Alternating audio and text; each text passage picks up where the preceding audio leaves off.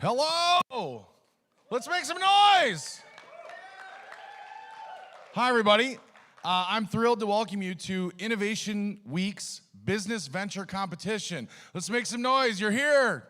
It's nice out. Again, thank you all for joining us. I hope you all were able to enjoy at least a couple sessions of Innovation Week 2024 over the last few days. This community is filled with innovative thinkers, and we're excited to end the week hearing these exciting business ideas from students and from professionals. There are two components of the pitch competition today: the big pitch, which is coming out of the College of Business, and the outdoor innovation pitch. The big pitch is the culminating event of the annual New Business Venture Competition at Northern. Students will pitch their ideas to a panel of judges for the chance to win cash prizes. I'm going to do a page flip here. New this year, the outdoor innovation pitch drew outdoor recreation businesses, participants from across the state. So we appreciate you coming all the way up here and bringing the good weather over the last couple of days. Today we embark on a journey filled with anticipation and excitement. Our finalists have navigated a rigorous selection process, culminating in this momentous live pitch competition. As they take center stage, we invite you to witness firsthand the brilliance and creativity that define Michigan's entrepreneurial landscape. As we eagerly anticipate the pitches that lie ahead, let us extend our heartfelt gratitude to our pitch sponsors: Northern Initiatives, NMU College of Business, Centropolis Accelerator, Innovate Marquette, Michigan Outdoor Innovation Fund, for their invaluable contributions in nurturing talent and driving economic growth in our region. Let's make a big round of applause for them. That's awesome, right? We also need to make a huge shout out and thank you to our sponsors for Innovation Week 2024, the NMU College of Business, Embers Credit Union, TV6, Manpower, the Landmark Inn, Warner Norcross Judd, Double Trouble Entertainment, I know those guys, Northern Initiatives, Rippling River Resort, Radio Results Network, and the staff at the Forrest Roberts Theater and NMU Theater and Dance. I'm really excited that you're here today. You're going to be seeing people putting their hearts and minds, their passions out here to be judged, to be created. I hope that we're in a room that's going to support all of them. One will rise to the top as a champion today, but they're all winners for being here. So I need to give a big round of applause to everybody one more time for being here. The College of Business has been the host of the New Business Venture Competition since its inception and continues to play an integral role in supporting our entrepreneurial community. Without their support and leadership, we wouldn't be here tonight. I want to take a moment to thank tonight's sponsors of the New Business Venture Competition in generously supporting, in part through an endowment created by Northern alum, Mr. Irvin Kranberg. We would also like to thank Kendricks, Bordeaux PC, Tailored CPAs for their sponsorship. Lastly, a special thank you again to the Forrest Roberts Theater. All right, now a quick refresher about how the big pitch will work. The finalists will pitch live to a panel of judges. They will have 5 minutes to present their business idea and 5 minutes to answer questions from the judges. Once everyone has presented, prizes will be awarded in 4 categories. The finalists were evaluated last night during the trade show at our Lasers and Blazers party. If you missed it, be there next year. You guessed it, the Trade Show Award. Each finalist also submitted a business plan, which was previously reviewed. In addition to the Trade Show Award and the Business Plan Award, 2 prizes will be awarded based on tonight's live pitches. The Pitch Award will be evaluated by judges, and you will help us select the Crowd Favorite Award. Now, please join in welcoming our panel of judges. They're going to give me a friendly wave when I call out their name. We have Michelle Erickson, Vice President at Plymouth Group. Big round of applause. We're going to do that. Sam Lanto from Commercial Lender at Northern Initiatives. Don Manfredi, Associate Director of Ventures, Innovation Partnership at the University of Michigan. David Medina, co-founder of Livac. And Dan Radomski, CEO of Centropolis Accelerator. A big thank you to the judges, the commitment to the time, 2 days. I hope you had fun at Lasers and Blazers. All right, Now for the reason we're all here, please welcome to the stage our first competitor, Brecken Mills and Maggie Boberka,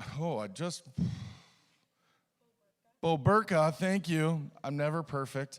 Boberka with Peninsula Pizookies. Big round of applause. Let's show them some love.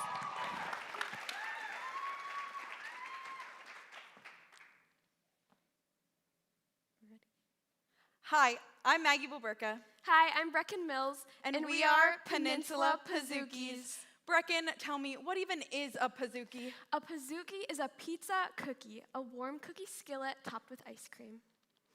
Our mission is to satisfy our community's late-night sweet treat cravings. The problem is bakeries in Marquette are not open during the prime dessert craving hours. There's limited customizability, and there's limited gluten-free and vegan options.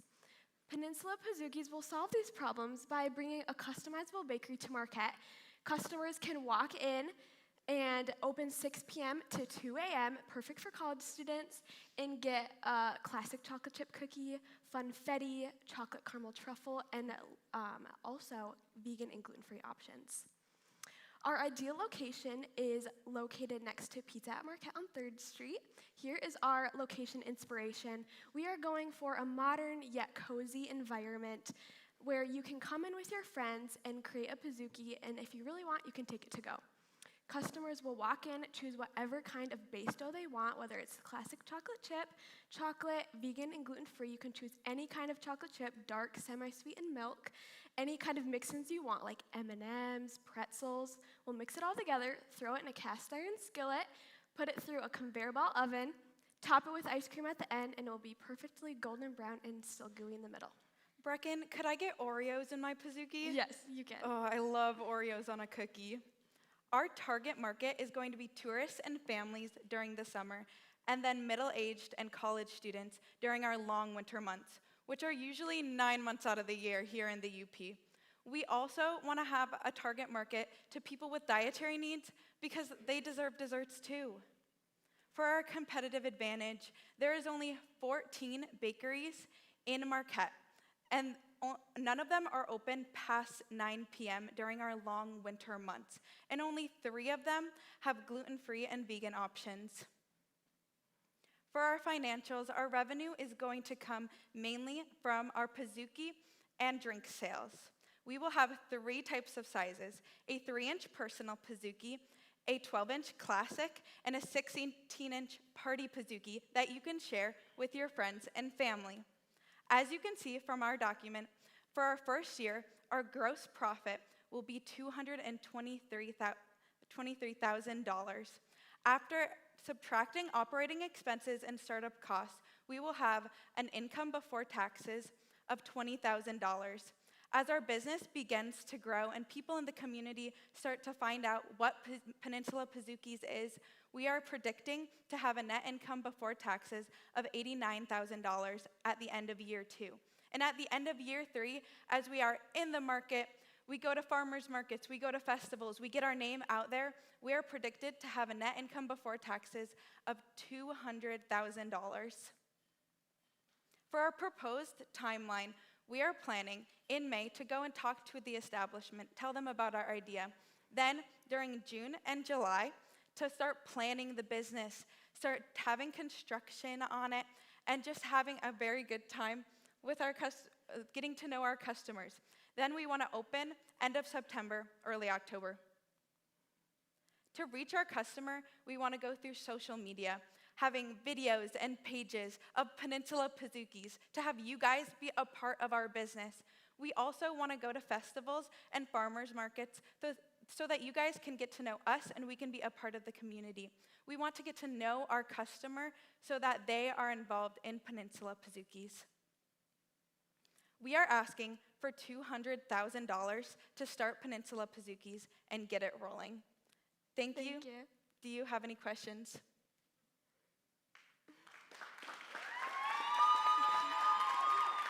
Good job.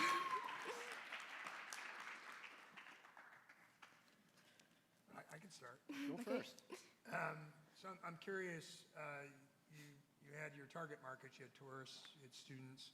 Have you done any market sensing, meaning reaching out to them to ask them where they would prefer your location to be and what type of, product they would want and what they'd be willing to pay, and also verifying your theory of late night hours are important, that type of thing. Yes, so we have talked to a lot of people in the Marquette community. We actually had a meeting with the general manager of Pizza at Marquette, and we told him about our idea, and he loved it. We also have talked to a lot of people in the community, and there is no places that are open past 9 p.m., which is prime dessert craving hours. People want to have dessert. So that was one of our big target markets, were people going out wanting something sweet to eat late at night. And that's where Peninsula Pizookie came in. So just kind of looking ahead a little bit, if you waved a magic wand and 5 years from now it worked out exactly how you wanted it, what does it look like? Are you just having this amazingly successful bakery in Marquette, or are you sending Pizookies out, across the country? I tasted one last night; it was phenomenal. Thank so you. kind of Thank you. where are you heading with it? Yeah, so in 5 years, ideally, we would probably try and stay local, especially because we want our ingredients to be local as much as we can, like butter and eggs and those type of things. So we would try and stay local and just really invest in like the community that we have. We would have like to-go options, so like if you wanted to travel, you could bring it somewhere, but no, we probably ideally wouldn't, franchise or something like that. Also, Marquette is very community-minded. We really feed off of tourist season in Marquette. So to have something special that was just in Marquette, it would be a top place for tourists to come and be like, wow, I've never seen anything else like this in the whole United States. This is so cool. Yeah. I feel like because of how unique the concept is, that you guys could be featured on some of the food TV shows. I was really curious about some of your startup costs, and you had in your P&L rent forecasted out. Seems pretty low, but what do you think will be some of the highest costs for you to get the business started? Definitely equipment. We were looking at startup costs. For the coolers we will need to keep the ice cream in, to keep the dough in. A conveyor belt oven itself is very expensive. Just one of them is $20,000, and we will most likely need 2 of them just for efficiency, so we can get them out as quick as possible, Pizookies out to our customers. So those are our main startup costs. Plus doing renovation on the building, we would want to put in a walk-in cooler so that we could have ice cream. We wouldn't run out of ice cream, and we could just have back stock. Made me think of your question. Have you thought about different approaches to the facility? Like a lot of people are going the food truck route, especially with your uniqueness of hours, maybe the need for mobility. There's pop-ups, there's the ability to embed in establishments that may be operating at later hours, so it keeps your operating costs down? Yeah, we would love to do food trucks or something like that, especially I know Marquette has a very big food truck population, so that would definitely be something we could look into. Obviously, it probably wouldn't be as customizable just due to the space, but we could definitely do fun features and try and make it as customizable as possible, but yeah, definitely.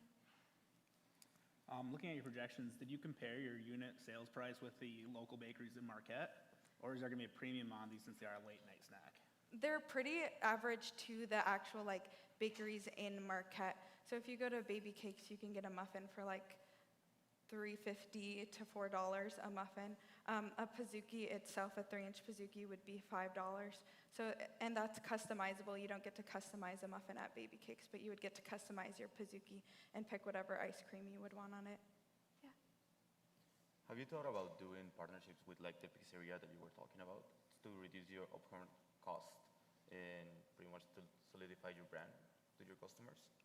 Yeah, we would love to partner with them and as much as possible, especially because our business is very similar to them in the idea that you can, pick your toppings and it's go through the oven. So we would love to partner with them and work with them on any way that we could. So one thing to think about, or I guess a question would be, there's 2 of you now. Role clarity-wise, do you kind of divide and conquer? What are you specializing in as far as what you do on the day-to-day operations in the company? Yeah, so I came up with the idea just randomly, and we both love baking. We've grown up baking, and our dream is to each open a bakery separately. But she loves the, recipes and stuff like that, and I love the whole design process and everything like that. So she tackled the financials and everything like that, and I did the whole dreaming and branding of it. But in the future, we definitely would do similar like that and make it more of like a partnership, and just wherever our strengths are, that's where we would go. I think a big strength for us is that I love the business side of business, the management, the coming up with the documents, the forming it through in the internal of the business. And Brecken really loves to look at the outside and like design it and see where our dreams are taking us. So that's why we make a really good team, is we feed off of each other's strengths. All right, that is our time, 10 minutes. Some great questions. Let's give a big round of applause to Brecken and Maggie. Yeah, take a bow. You deserve a bow. All right, I'm going to have you take your seats. We're going to keep this party going. Up next, we have Kylie Gustafson with Steps. Make some noise, come on. Hello, thank you guys all for coming. My name is Kylie Gustafson, and I'm be sharing with you my idea of Wild Steps. So there has been an unknown problem on campus here in regards to parking. After further research and speaking with parking services, I found that the problem was not that we didn't have enough parking spaces. The problem is that students and faculty don't want to walk from the parking lots that are farther away on campus. This results in students and faculty parking in lots they are not assigned to, leaving fewer spaces for the students and faculty that are assigned to those lots. With the implementation of Wild Steps, this would allow to incentivize students to park in the lots that are farther away and earn rewards for that. When I was conducting customer discovery, I wanted to know what would actually get students and faculty to park in these lots that were farther away. My most frequent responses that students and faculty wanted to receive was cat cash, exchange meals, discounted parking pass, and even a handful of students wanted the opportunity to watch an NMU hockey game from the presidential suite. Wild Steps would provide students and faculty to earn rewards that they can spend on campus. And with that being said, they would be able to save money because they would be earning cat cash and they wouldn't have to spend their own money on campus. They would also get access to opportunities they would otherwise not have. This is a vision of the website that I have. Students will be able to log into this when they park in a more remote area. They can push start, and then when they reach their on-campus destination, they can push stop and all their data will be logged. The data will include the distance they walked, the path they took, and the time it took them to walk that distance. I would also like to put QR codes at the parking lots and at the buildings so students and faculty can access this with ease. Now, this is the market opportunity that there is for Wild Steps. This data right here proves that the problem on campus isn't the amount of spaces we have on campus. According to 20 parking lot surveys conducted last year, there was an average of 36 parking spaces available in Lot 7 and around 75 spaces in Lot 21. This just goes to show that Wild Steps has great potential to thrive. Now, my potential customer would be Northern Michigan University, and in the future, I'd like to branch out to other universities that have this problem as well. Although my customers are Northern Michigan University, if the universities were to implement this, their customers would be the students and the faculty who purchase parking passes. To my knowledge, there's no other university that has this incentive program. There is a university that has an incentive program that incentivizes students to carpool in order to reduce their carbon footprint. With that being said, if the university were to implement this, their competitors would be the students themselves, their behaviors, their mindset, their lifestyle, and their choices, because not every student and faculty member would be willing to park in a lot farther away. This all started back in February 2023 when I identified the problem and came up with the solution. I quickly began customer discovery, and I participated in the mini pitch last year. I then continued customer discovery, and I talked with parking services to verify that there was a parking problem on campus. And I just recently secured someone to assist in website development. Taking a look at my financials, in order for me to generate revenue, I would charge the universities an annual fee plus a per user charge through a licensing agreement. My expenses would include marketing and website maintenance. And then in year 2 or 3, I'd like to transition from a website to an app because I think it would be more appealing and user-friendly. With that being said, I'm seeking $10,000 to make Wild Steps a reality. Are there any questions?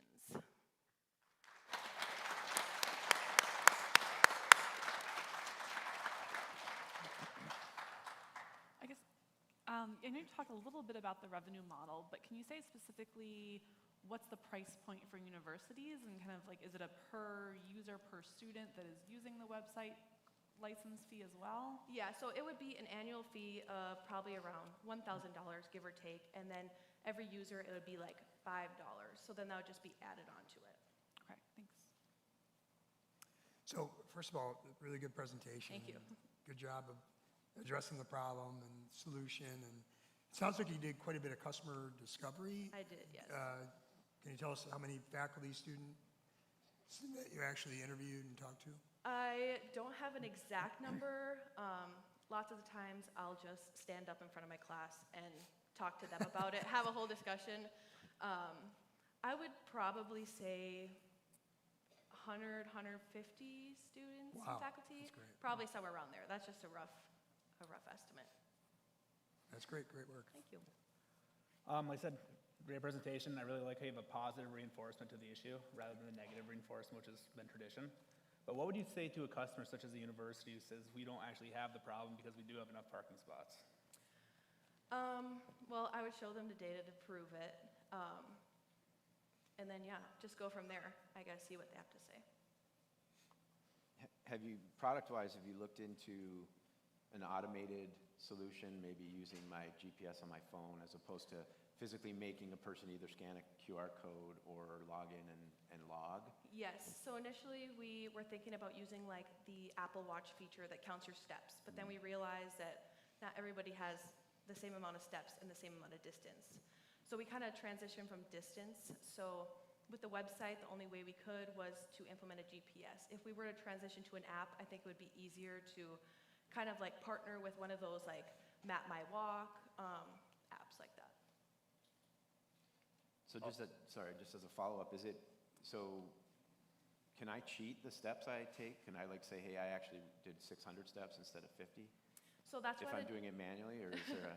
So the GPS, we're hoping that it will be very precise in the location, so we can see that path that they walked. So we didn't think that they were just walking around campus 5 times. Quick question, how would you defend yourself against somebody else having a similar idea and trying to do the same thing as you? If they wanted to do the same thing, Yeah. I wouldn't mind, I guess. If they wanted to, but I would want to implement this at other universities as well. So I add on to that is, you mentioned needing $10,000. Where do you need the most help? And obviously, it sounds like there's software development involved. I don't know what your capabilities are, or you have other team members that can work on those things. Yeah, so the money would mainly be from transitioning from that website to an app, because an app can get costly in developing that. So that's where that would come from. How are you thinking about the activity level during like winter months and when it's particularly cold? I didn't grow up in Michigan, I grew up in the South, and I don't love the cold, so I know Yeah. that would be hard for someone like me Yeah. to force myself to park further away and walk, even if I was going to be rewarded. So how do you think about getting around that or encouraging people to walk even in inclement weather? So I actually had a conversation with somebody last night that sparked an interest of maybe for how cold it is outside, if it's colder out, give them more. So kind of working with that. Incentivize it. Neat. Yes. So have you thought of for stuff like this, sometimes gamification, so you've got incentives, you've already tapped into that, but gamification and then trying to create some kind of sense of community around the social space of it. I don't know, have you done any kind of thinking along those lines to see if there's any other angles here? Not really. I haven't really looked into it.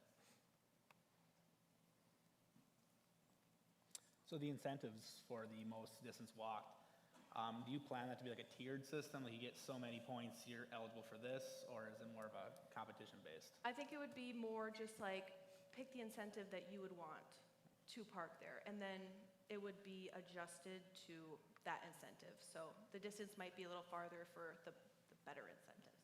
So. All right, that is our 10 minutes. Let's give a big round of applause to Kylie. Great questions. It isn't that cold right now, so it's not so bad up here. We have up next Ryan Carmody. Make some noise as they make their way to the stage.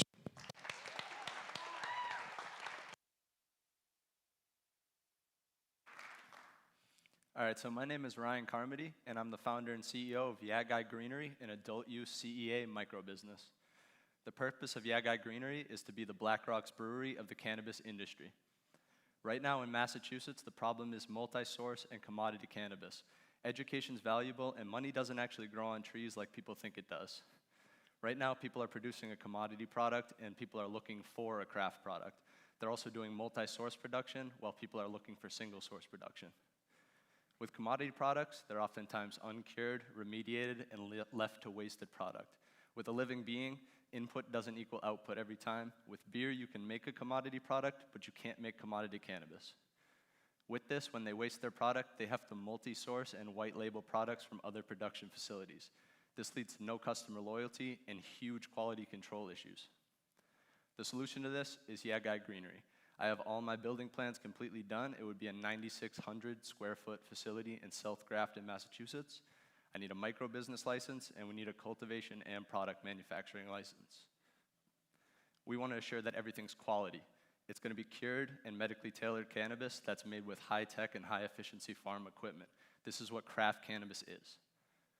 Everything we make under my brand name is single source. Everything comes from one location. It's never remediated, nothing's wasted, and we can assure you quality every single time. We provide access to reliable and affordable cannabis consumers can trust.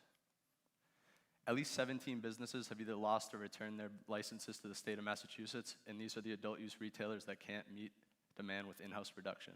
They're outsourcing and white labeling, and there's a huge trust issue with brands. Customers and retailers in Worcester County are looking for trusted brands. There was over $1.5 billion of sales in Massachusetts, which is a 20% growth just from last year. Over 400 million of these were just in Worcester County alone. There's 85 different adult use retailers with only 4 cultivators or product manufacturers in the whole county. The demand's increasing and prices are falling. If you don't have a competitive advantage, you're going out of business. The prices are around $1,400 per pound, and we've made low-end projections around $800 to make sure our stuff is affordable, quality, and accessible with extremely timely sales. By the time our product's consumption ready, we'll sell it around $1,400 to $1,200 per pound. Within 2 weeks, we need to discount it to $1,000. From there, we can extract our products with on-site extraction, and within 4 weeks, everything needs to be sold to retailers or to research for a decreased price. Our local competition is Mission, Temsco Wellness, Major Bloom, and Supercritical Mass, and only 2 of these actually have cultivation licenses. My real competition and actual market share is coming from Western Massachusetts, where Tier 5 cultivators are outsourcing and white labeling products. With this, my competitive advantage is my local craft and small batch production, which is what craft users are actually looking for. The lack of local cultivation is leading to brand loyalty issues, and we'd be the only one. To make this happen, over the next 2 months, I need to secure the option to purchase this land. I need to do my management and operations profile. I need to do an application of intent and a background check. Then I need to do a community outreach and get my host community agreement as well. From there, over the next 10 months, I can do my facility build out. We should have first harvest around 8 months, and then from there, we could finish up the building in 2 months. What I really need right now is a cannabis lawyer and an architect. I need consulting and sign off on my plans from an architect, and I need a cannabis lawyer to do my AOI and MOP. Right now, my projected financials are around $1,200 per pound. We would break even with year 1, and by year 2, we'd make over $300,000 in net income. My low-end projections, or worst-case scenario, would be about $800 per pound. If this happened, we would not break even until year 2 with very modest net income. Myself is the founder and CEO. Michael McAvoy is the CFO. Alan Carmody is doing marketing and retail. What I need right now is a lawyer and an architect. Any references or any funding's welcome. I need to do my finalized design diagrams and get them signed off on. I also have an AOI and an MOP that I need to get done with a lawyer. Any questions?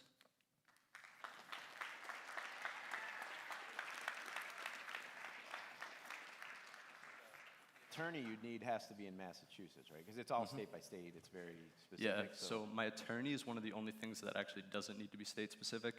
They're not technically involved with it. They just need to help me write a proposal Yeah, that I submit to myself. get a license, right? So they wouldn't actually need to be a Massachusetts person. If someone's cheap enough and is a cannabis lawyer, I'll love to As meet long as anyone. they understand the requirements. So what, I'm a little lost, and maybe it's because of cannabis, but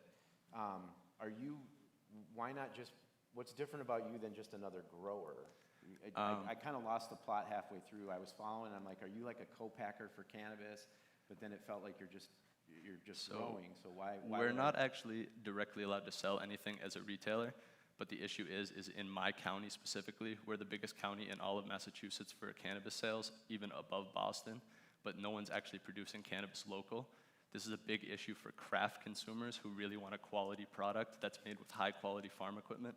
People in Western Massachusetts are producing a product and then selling it with no brand. They're selling it to retailers that can put their brand on it.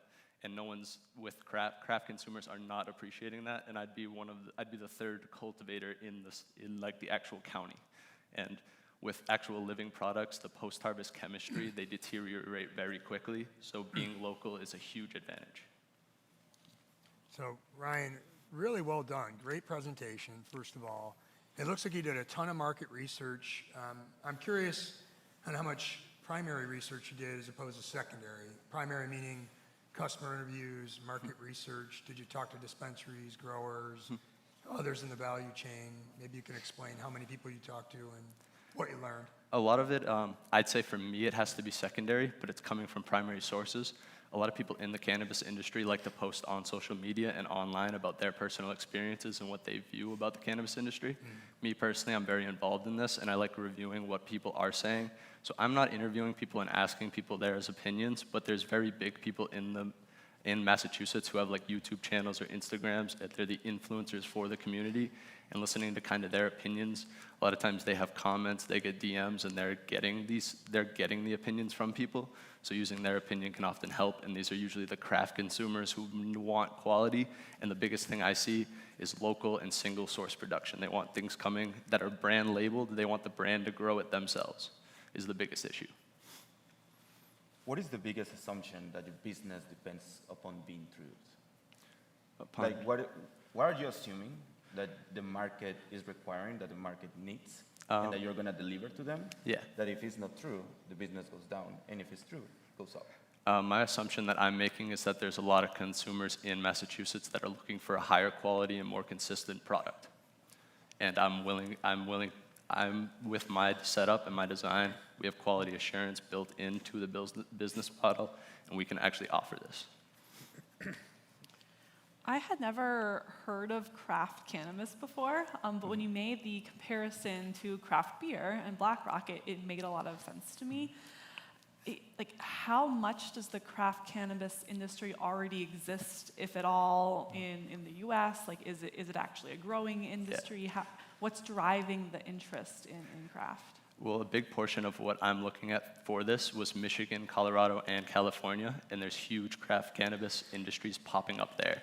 Where I'm from personally, there's not a lot of it, and a lot of the people that grow what I would consider craft cannabis and what the definition for craft is, it's not really happening in the legal market, and a lot of people are doing it black market. So the only access people have to this craft cannabis is to go black market, know a cultivator, or grow it themselves. And that's really out of reach for a lot of people, especially people in professional industries that can't be caught doing something like that, where it's already hard for them to just go buy cannabis legally. Doing that is even worse. I know we touched on this last night a little bit, but can you kind of refresh me whether it be positive for your business, negative, or neutral if and when it's federally legalized? It would be positive for me when it got federally legalized, I believe there'd be a little bit less of regulation fees coming in each year. I think this would allow for me to make the local brand a little bit easier. People would start popping up in local areas, and it would be a hyper-local production. And with me, that's what I want to do. It's going to be hard to come in and compete with me if I already have put in the prices in the hyper-local area, but I would love to see hyper-local production in all of Massachusetts, as it would increase education for pretty much everyone buying. so all the consumers would know about the product more, and that helps with anything craft. You mentioned in the presentation that the industry has a lot of waste, and I can confirm this, working with a lot of companies that are trying to take the waste from the stalks or other parts of the unusable plant and turn it into injection molding compounds or whatever. What is your plan for waste? A large portion of what we're going to use, we're going to try to team up with some type of research facility within Massachusetts.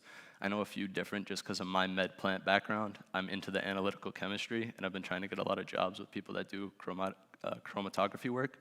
If I'm able to make this kind of connection, we could sell our waste to them, but a large portion of what I make, I won't consider it to be waste because my post-harvest extraction experience, I can use the vast majority of the biomass of my product.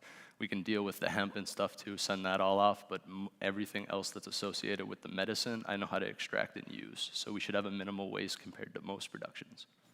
Thanks. All right, and that's our time there. Let's give a big round of applause to Ryan. Great job.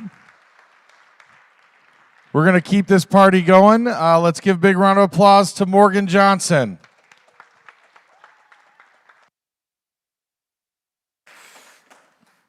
Hi, so first of all, I'd like to thank you guys all for coming out tonight. My name is Morgan Johnson, and I'm here to talk to you guys about the Loft Kit Cart.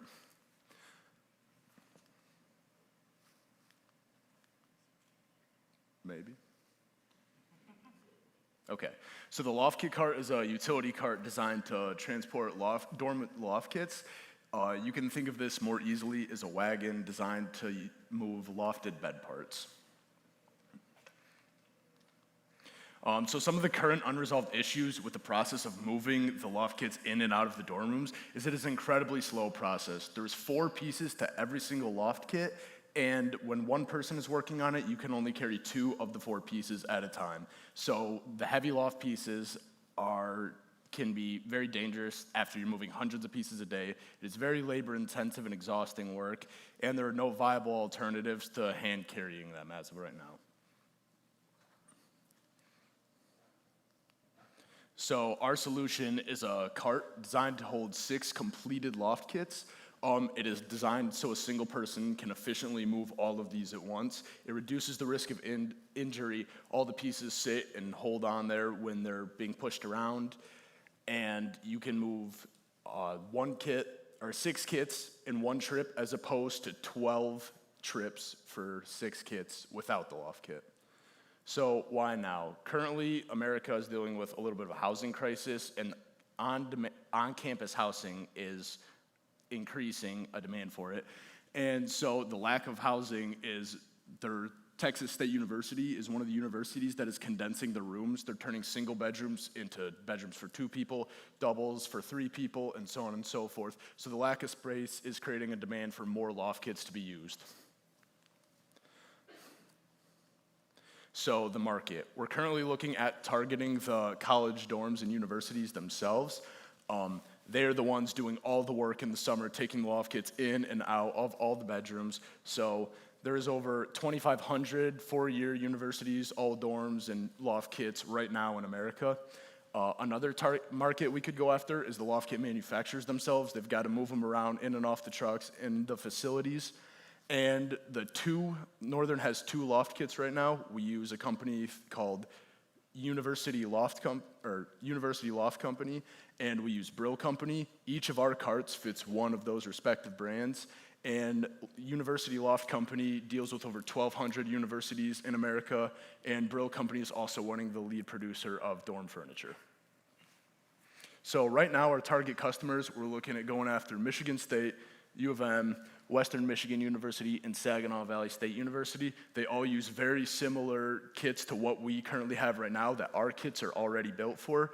So we could send them out right now as we produce more, and they'd work. In Grand Valley, we're actually working with as our lead customer. We reached out to them. They use Brill Company loft kits, and they were very interested because like most universities, all their work is being done by hand right now, and it takes a very long time. So our competitors are People and Dollies or hand carts. people, again, can only carry 2 out of the 4 pieces at a time, and same with the dollies. Because they're so small, they can only fit a few pieces. So you deal with, again, the risk of dropping them and hurting yourself or damaging the product, and it overall just takes a very long time to do. Again, you're doing, for 6 loft kits, you're doing 12 trips without the cart. With our cart, you're doing 1 trip for 6 completed loft kits, because we can move way more. And so this is what we've done so far. We invented the loft kit in May of 2022. We began our market research, figuring out who was gonna want this in March of last year. October last year, we began doing customer discovery and figuring out what universities initially are gonna work best for us. And as soon as next month, we're hoping to continue to start reaching out to more universities and figuring out who else is gonna want this. So here are my financials. They're currently based off of selling, for year 1, 10 loft kits at $3,500 a piece. Year 2, we're hoping to move around 15, again at the same price point of $3,500. And by year 3, we're hoping to sell 25, again at $3,500 a piece. So this is the team. That's Dan O'Neill. He is the engineer and creator of the loft kit. And so what's next for us? We're hoping to reach out and continue to talk to more universities. We're hoping to hire a team as we scale and grow production as more interest. And we're hoping to continue to develop different style loft and utility carts based off of university needs. We're asking for $30,000 to help fund our initial inventory and our first year's expenses. Thank you.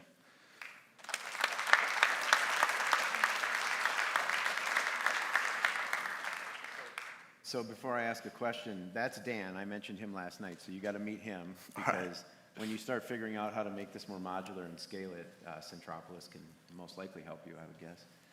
So who is your customer? Are you selling to the universities, or are you selling to the folks that are selling the lofts? Yeah, we're hoping to sell to universities, specifically, I guess, their housing departments. Like I said, Dan, he is the worker for NMU that invented the loft kits. He was the one moving all of these by hand himself, and he was getting sick of it. And it just took too long to do. It was unrealistic. It takes days to clear out a single building. With this, you can clear out a building in a few hours. You could probably find a way to make this a little more, because it's welded right now, welded and bolted. But, Yeah, I'm sure. Could accessorize it and such. Yeah, so again, great presentation, good idea. Anything that saves people time, energy, safety, ergonomics issue, of course. So what, do you envision the business model where you would sell the carts directly, or maybe work with an existing loft kit company in some type of partnership relationship, or maybe a combination thereof, or what? We'd be definitely open to doing that. And at some point down the road, again, Dan is the only guy building them as of now, so we'd be open to looking at licensing them out. But as of now, we just want to make sure universities want these and like kind of get our name out there beforehand. Show that this works and that people are going to want this. I'm curious about the students' interest in the loft kits. I didn't have one when I was in college. Is this something that the majority of students nowadays are asking for? I lived in the dorms for 2 years, and I used the loft kit both years. Most of my friends had them. It makes it a lot easier. You can put your TV, your couch underneath them. It really does clear open the room. And again, a lot of universities, I looked at Texas University was a big one. They're in a housing problem, and there's cramping in the rooms and everything, so they're putting more kids. So there's even less space like on the floor. So if you can throw your desk and dressers underneath them, you have more room to walk around it and not trip over stuff. So from my understanding, yes, there's a pretty big demand for them. And the universities all rent them out. You're not supposed to buy your own anymore. Universities, because they fit with the beds, so the universities provide all the loft kits for students. So have you looked into any potential licensing plays for the colleges? So you licensing the brand mark.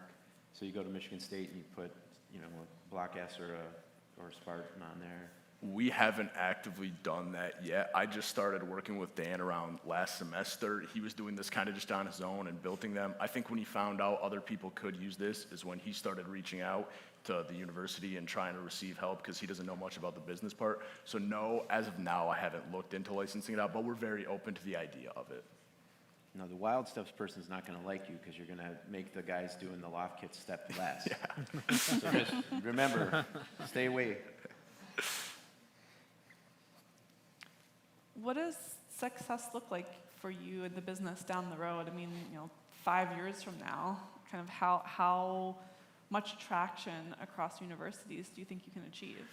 Well, we're hoping to get a few loft kits to every university. Like I said, Northern has 2 right now. They keep 1 in each of their buildings. So if we can sell a few to each university, again, there's 2,500 universities. These things are meant to last, but each university, like U of M, has 16 different dorm buildings. If they buy 1 every few years and we can keep them coming back as they want more and more efficiency, hopefully we just be able to reach I guess as many as we can, up to the 2,500 that use lofts. And ideally, again, we can keep growing the carts sometime in the future to be more viable for, like, maybe we make a bed cart so every university's beds can fit on these as well. But as of now, the loft cart, it was a little bit more simple and easy to begin with, but we'd love to build off that. I'm curious, in your customer discovery with the universities, did they bring up that they had safety concerns where they had workers' comp issues with people moving this around, or did they give you an idea of the cost of the entire operation of moving students in, where if this could lessen that time that their admin staff, they wouldn't have to spend as much time on their admin staff being there? There's so much financial benefit potentially, or safety benefits. Yeah, so, I mean, the financials for sure. Again, you're doing 12 trips for 6 loft kits as opposed to the 1 with a cart, so you're saving all that university money. I worked for a moving company over the summer, actually. I was moving these, and I used Dan's product every single day, and Northern contracted us movers to come in and do it, and it did make it way more efficient. So, yeah, we're hoping to continue to just get these out, and it just makes it a lot faster to do. All right, and that is our time. Let's give a big round of applause to Morgan Johnson with Dan's Loft Kit Cart. Up next, we have Snackage with Christopher, Sergey, and Josie.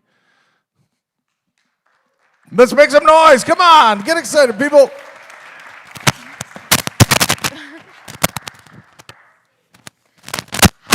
My name's Josie Beach, and these are my partners, Chris Anderson and Sergi Blackwood. And together, we're excited to present to you today Snackage, made by students for students.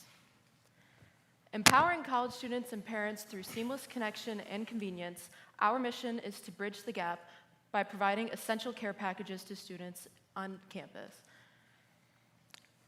Ensuring students have necessities while providing peace of mind to parents. Additionally, we strive to address the challenges of early business closures and high snack prices by fostering a convenient and accessible service. The seclusion of universities in the Upper Peninsula hinders students' abilities to stay connected with their family and friends back home. Moreover, students do not have accessibility to cost-efficient snack bundles within the bounds of campus.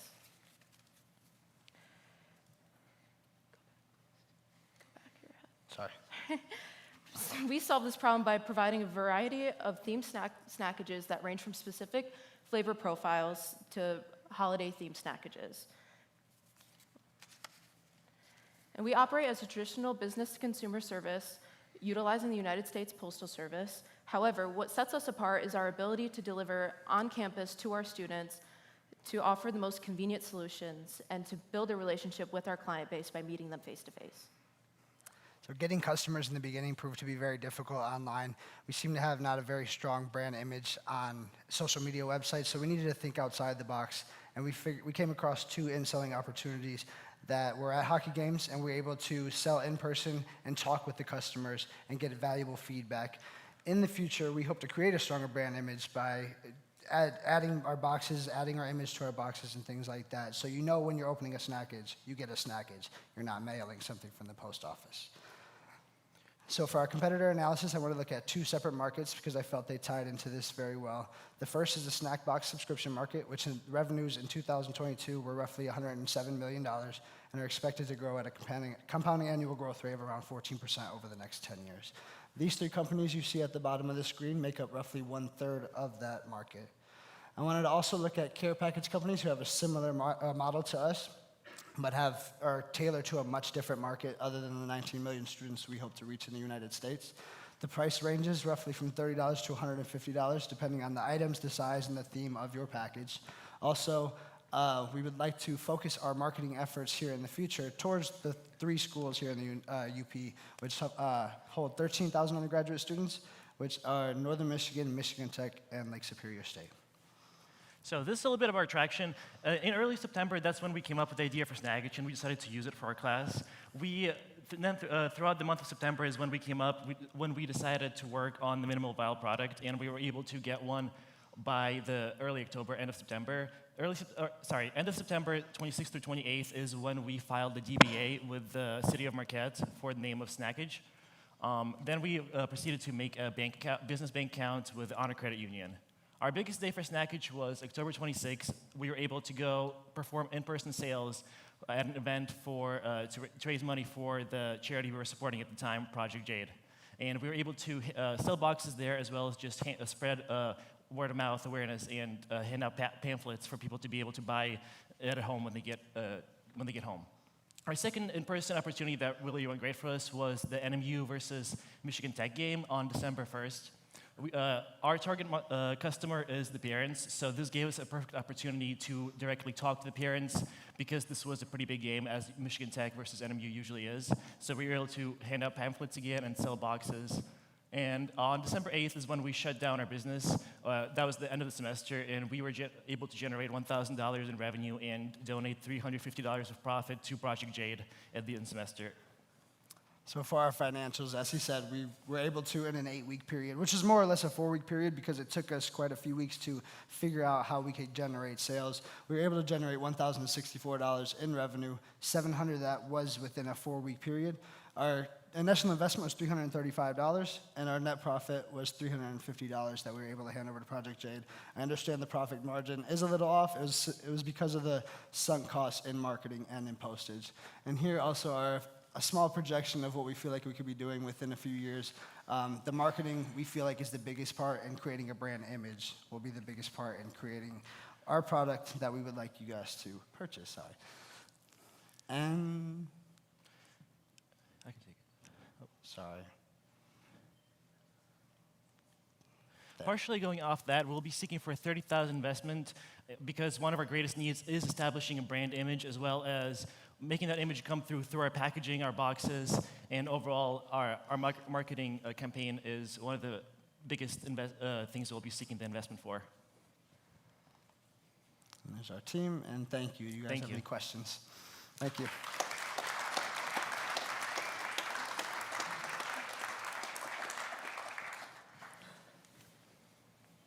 So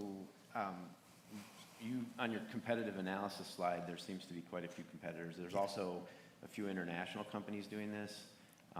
What's sustainable and unique about your competitive advantage? Why would I buy it from you? We believe that the uniqueness from these different care packages, from the international snacks and the blandness of the care packages that you can get off of Amazon and things like that, the simple flavors and flavor profiles, and just the simple snacks that you can get in comparison with the international snacks, we would like to bring in a unique flavor profile with our own brand image, such as we had a sweet and spicy snackage, a savory snackage. We would like to add into those unique flavor profiles in order to have a unique care package. Eventually, we also see this as a great way for parents and other students to show care for other students, and we see introducing boxes like something like a hygiene kit. Like, for example, like if you have like a son in college and he's struggling a bit with getting hygiene products, as guys usually do, you can, as a mother or as a father, you can send your kid a great package that'll take care of their needs for the foreseeable future, for a month, for example. Also, what sets us apart from those companies specifically is that, specifically on Northern's campus, we're able to take the packages to the end user and meet them face-to-face and build a relationship that's aside from our online presence. This is great. App revenue already in the market. So great presentation, guys. Thank you.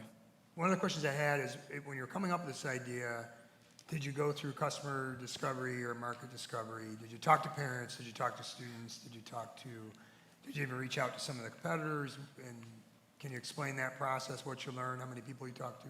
We hadn't necessarily reached out to any competitors. We kind of, as a group, sit down and think of ideas and try to just come up with business ideas because we're all entrepreneurship majors. So roughly a year ago, we started coming up with this, and then in this class, we figured for the intro to entrepreneurship, we figured this would be a good fostering environment for us to start our business and just kind of learn the ropes. For the customer, could you reiterate the question? I apologize. I kind of went off on a rant. I was asking if you talked to parents, students, Yes, as we were going along, as we were. Yeah, as we were going Snackage. along, we were putting a minimal viable product together that we feel like we could sell and then get feedback on improving this actively. So that's why we went to the in-person sales instead of just trying to focus online and social media, so we could get the instant feedback from from the parents and from the students as well. Yeah, it looks like you did a great job of getting a following on social media. Can you share some details on how you went about doing that? It's funny, we feel like that we were trying to do boosted posts and create content so that we could target our posts towards a specific group, such as parents and things like that. But we didn't necessarily have the knowledge about the platforms, so we weren't sending them towards the correct market. So we did get great following, great reviews and stuff or great amount of views, but we didn't necessarily get the results we were hoping to yield from the amount that we had spent. Thanks. Of your prior sales, how much is it returning customers? See, that was where we were trying to come up with a business model for subscriptions. We didn't have a subscription-based model because we didn't know how to necessarily get that going. A few of them were return customers because we were sending them, family members were sending them to different colleges, to different places, so they would buy another one because we offer like themed snackages. So it went from a spooky snackage, which was Halloween themed, to our Thanksgiving Day snackage. So it'd be a continuous new product that you could buy. So how are you setting up your supply chain for this? Because it feels like that's the big one. That's the biggest problem. It's going to drive your costs. It's going to Yeah. drive your variety. Yeah. What are you doing to make it so that I'm selling Fritos, I want to sell them to you instead of some other snack guy? We're looking for larger vendors. At the moment, we were just using what we could to put the product together, such as Walmart and GFS and things like that. We do believe that we can go out and find better vendors that'll either will cut costs and will expand our variety. So we are definitely looking into that because we don't want to put variety size snacks and everything, and we would like to have a large variety and customizable options. Speaking of supply chain, I'm curious, if you were to scale the business, are there restrictions? Did you do any research to understand if there are restrictions on kind of buying from the typical grocery stores? I mean, I feel like sometimes I've seen labels that are like not for an individual sale. Yeah. How do you get around that? Those are like the things that we were definitely trying to stay away from, that we're saying single use. But we were kind of just trying to put together a product and stay away from things that could possibly get us in trouble in the future. Yeah, we're hoping to scale up, and as we scale up, we're hoping to work with wholesalers so that we can kind of operate in the same way how like Walmart and other convenience stores put product on their shelves, kind of in that same concept. You guys should definitely consider a collaboration with the Peninsula Pizookie and do like a local snackage box. Yeah. Yeah. Honestly, that would be a good idea. We could have the toppings and everything. All right, that is a time. That's for our last one. Let's give a big round of applause to Christopher, Sergey, and Josie with Snackage. Our last student pitch is Heather Lindstrom with 906 Pet Treats.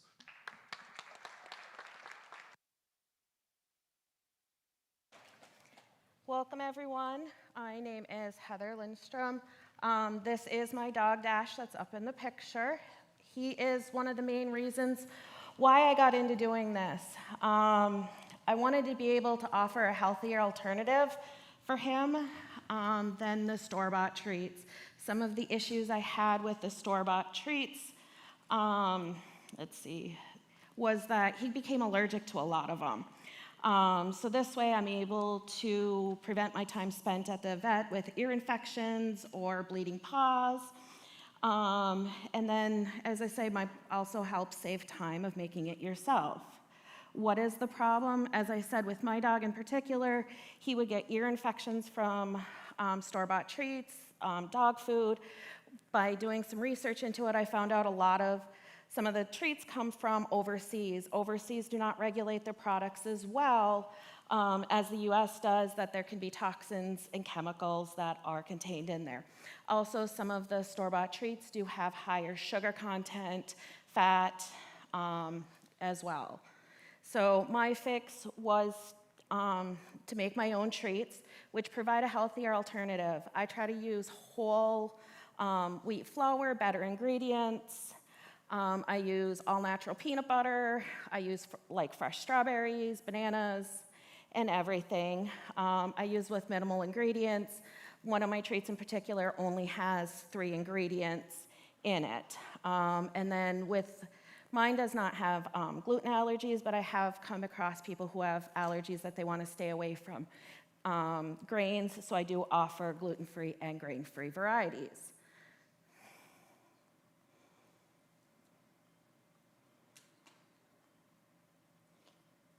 Is the battery running dead? Or, okay, yep.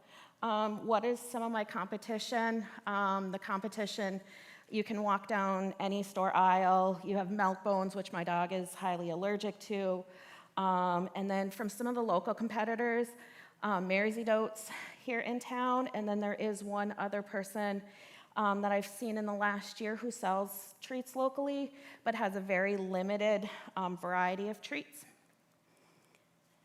So my goal is to provide a healthier alternative to the processed dog treats you can buy, which in turn will allow your pet to be healthier along with unnecessary trips to the vet's office.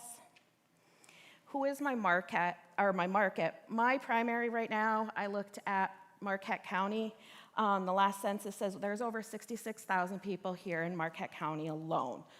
Out of that, I talked to the Treasury office here in Marquette, and currently there's almost 2,000 dogs registered in the county. And then I'm saying out of that, at least 25% are interested in my treats. My customers, I'm gonna say is all the dogs, but in more particular, I'm looking at pet parents that want healthier alternatives for their dogs. They want allergen-free treats, locally sourced. And then my treats are freshly baked here in my house, and special occasion treats. I've had people reach out who want me to make birthday cakes. I've had a couple now who have asked me to make treats for their wedding. My timeline, it was 2021 is where I came up with the idea that I wanted to, but did not start because I didn't realize all the rules and regulations that were all of my treats have to go in for guaranteed analysis. After that, I have to go through our agricultural department to get labels approved. So I actually started selling my treats at the Marquette Farmers Market in 2022. I continued in 2023 at the Farmers Market. And again, this year, I plan on being at the Farmers Market along with other local events. My financials in year one, I did do a loss because that included all my startup costs, vendor fees. There was a lot of trial and error trying to find the stability of my treats. In 2023 was the year I did break even and actually made a profit. And with all my learning curves and that, I plan on making even more profit in the years to come. There's me, my official taste tester, Dash. And then if I win, the money I'd be looking for is trying to add a freeze dryer to my product line. Marketing budget, I want to expand my treats to the cat treat market because I've had a lot of people request those. And then it's Cheater. So that is it. Thank you for your time. If you have any questions.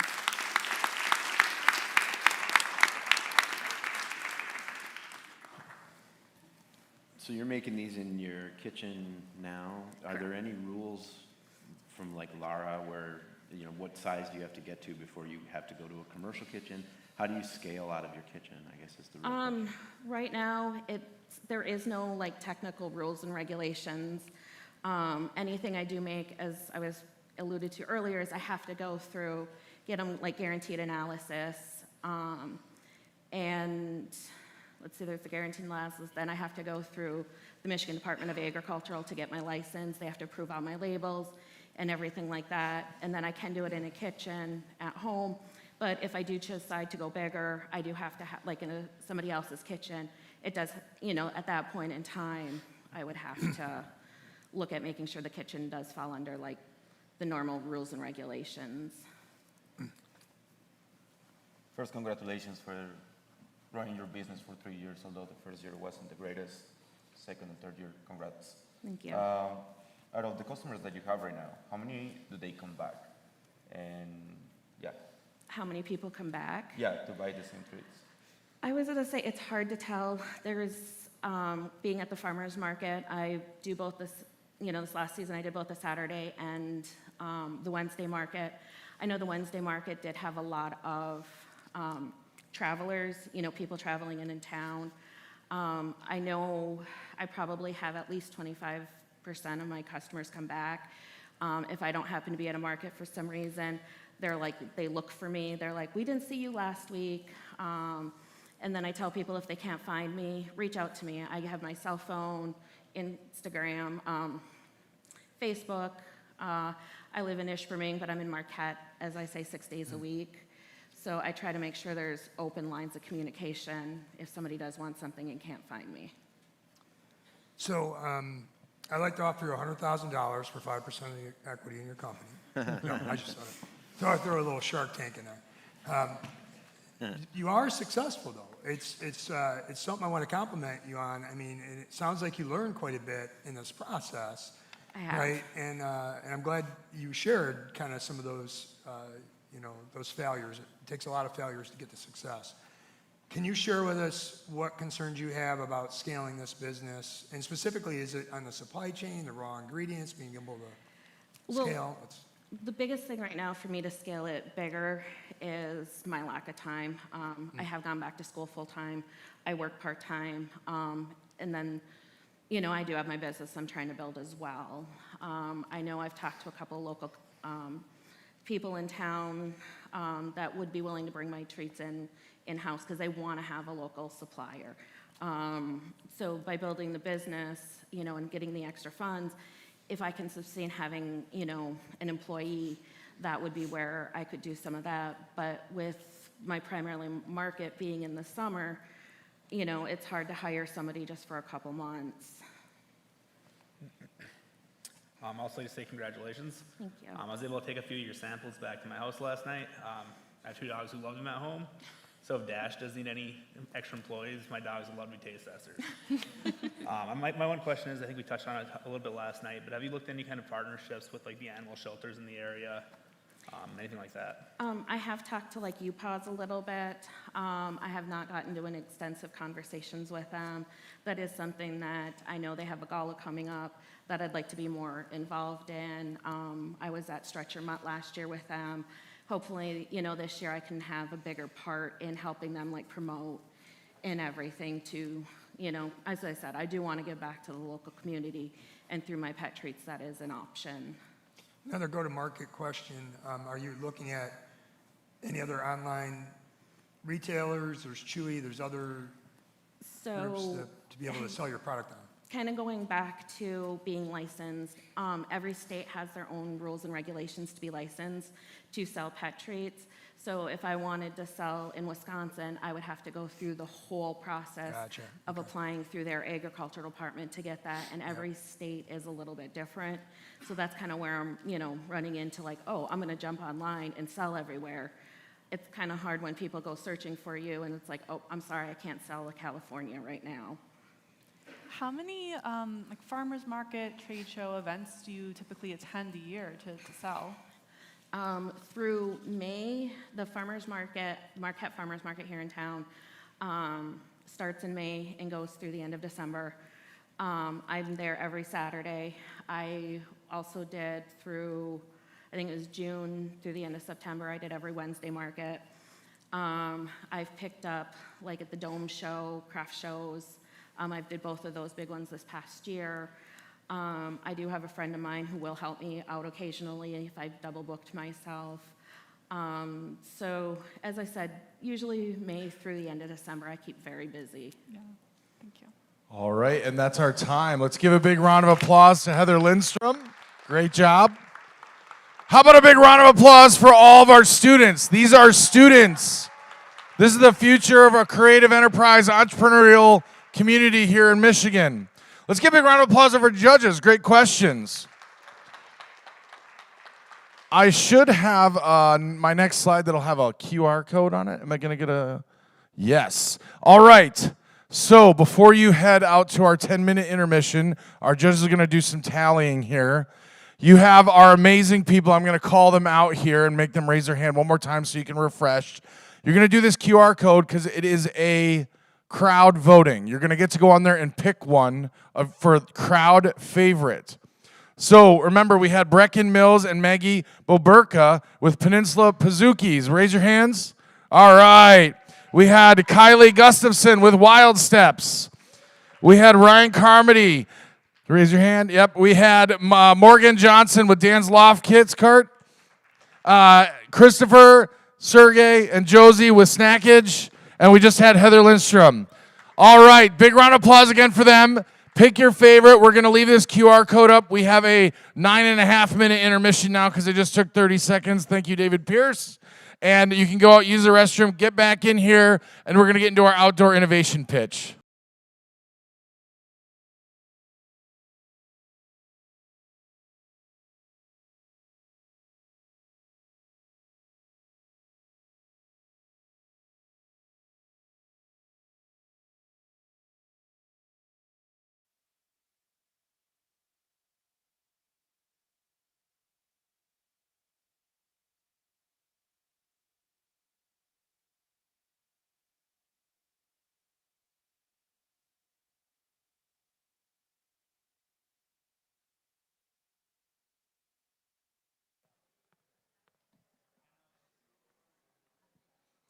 Hello and welcome back. Are you guys feeling excited for round two? I said, are you feeling excited for round two? I want to say one more time, thank you to the students. Let's give a big round of applause for those students and what they just did. It was wild. It's really impressive because they still have to take other classes besides working on this. So I'm really excited about the next portion of our evening here, the Outdoor Innovation Pitch. This is our inaugural Outdoor Innovation Pitch here during Innovation Week and in Marquette. So get ready for the Outdoor Innovation Pitch where participants will showcase their cutting-edge outdoor recreation businesses. Powered by InvestUP, the Michigan Outdoor Innovation Fund supports Michigan-based startups revolutionizing outdoor recreation technology. These Michigan-based startups focus on outdoor recreation.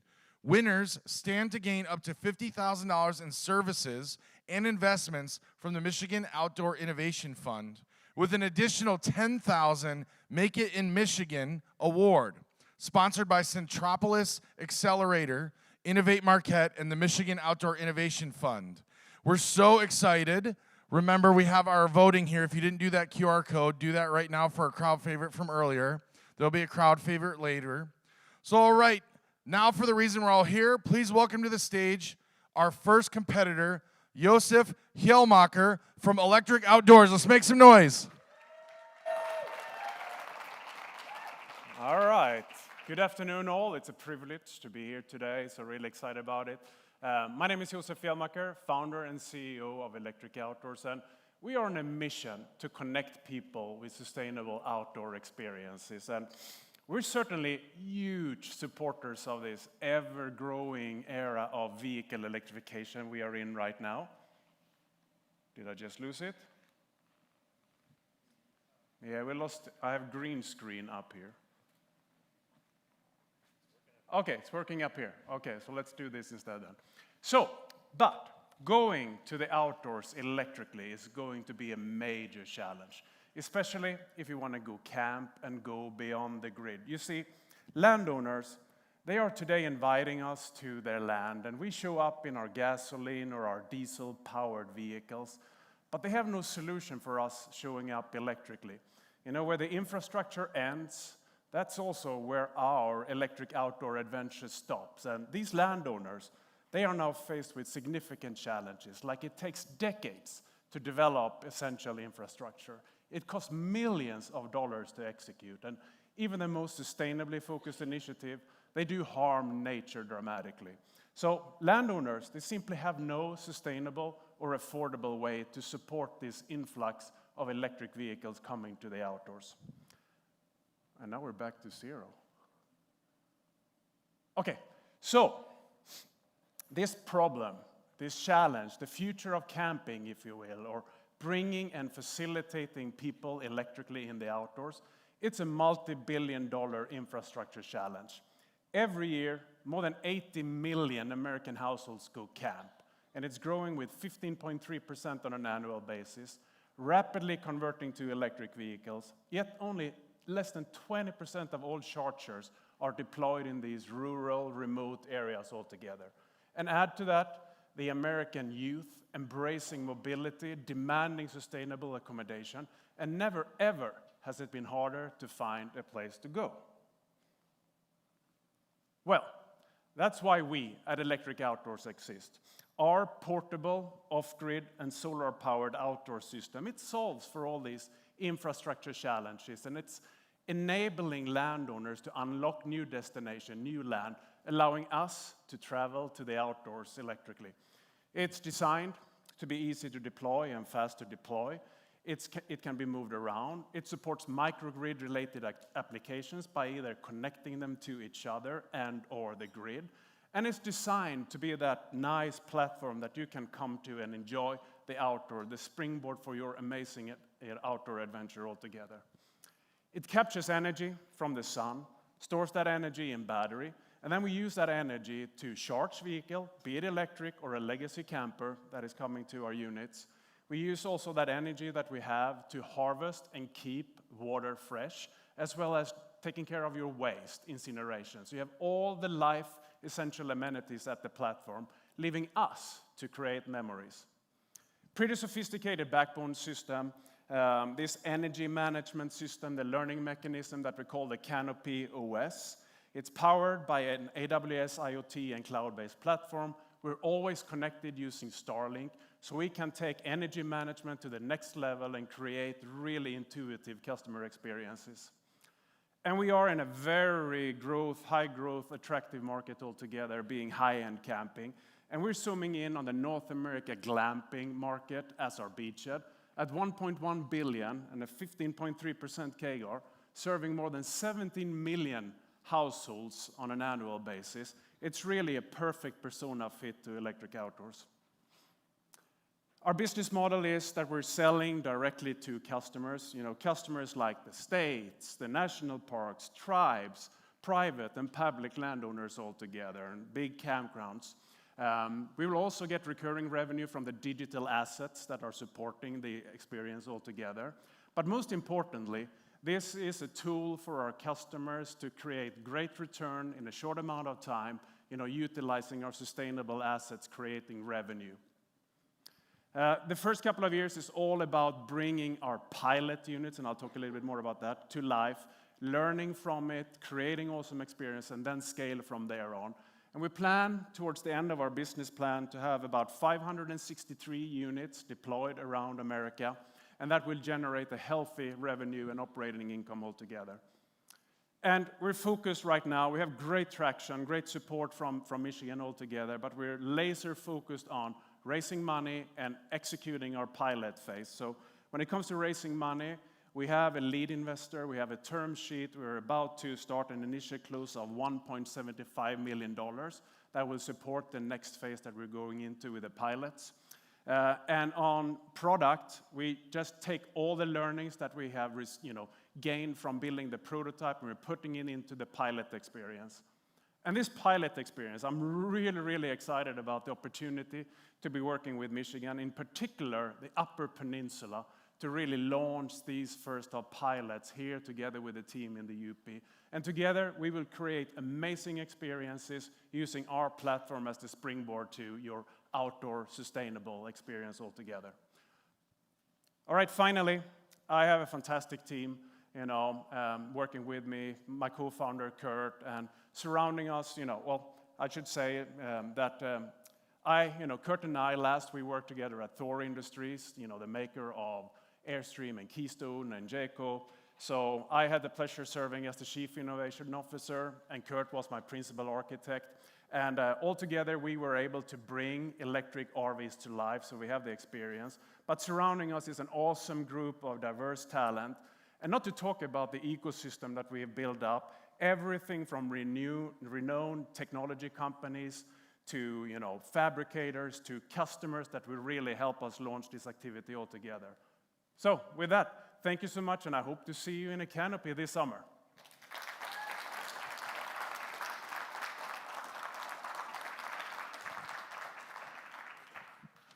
So who is your ICP or your ideal customer profile right now? Who are you targeting to use these units? Well, I mean, we have several different customer groups, like I mentioned, everything from municipalities, state entities, DNR, and then you can swing it all, all over to KOA, Sun Outdoors, these big community developers, RV park developers, campgrounds all together. User customer. Oh, the user customer. Yeah, well, I mean, first and foremost, we are trying to democratize going to the outdoors electrically and sustainably. So we want to target, everyone basically, electric, Tesla owners living in the city of Chicago to like the real rural campers that are already doing these kind of experiences up here. But we're breaking into new markets with the product that we have and the experiences that we will be creating.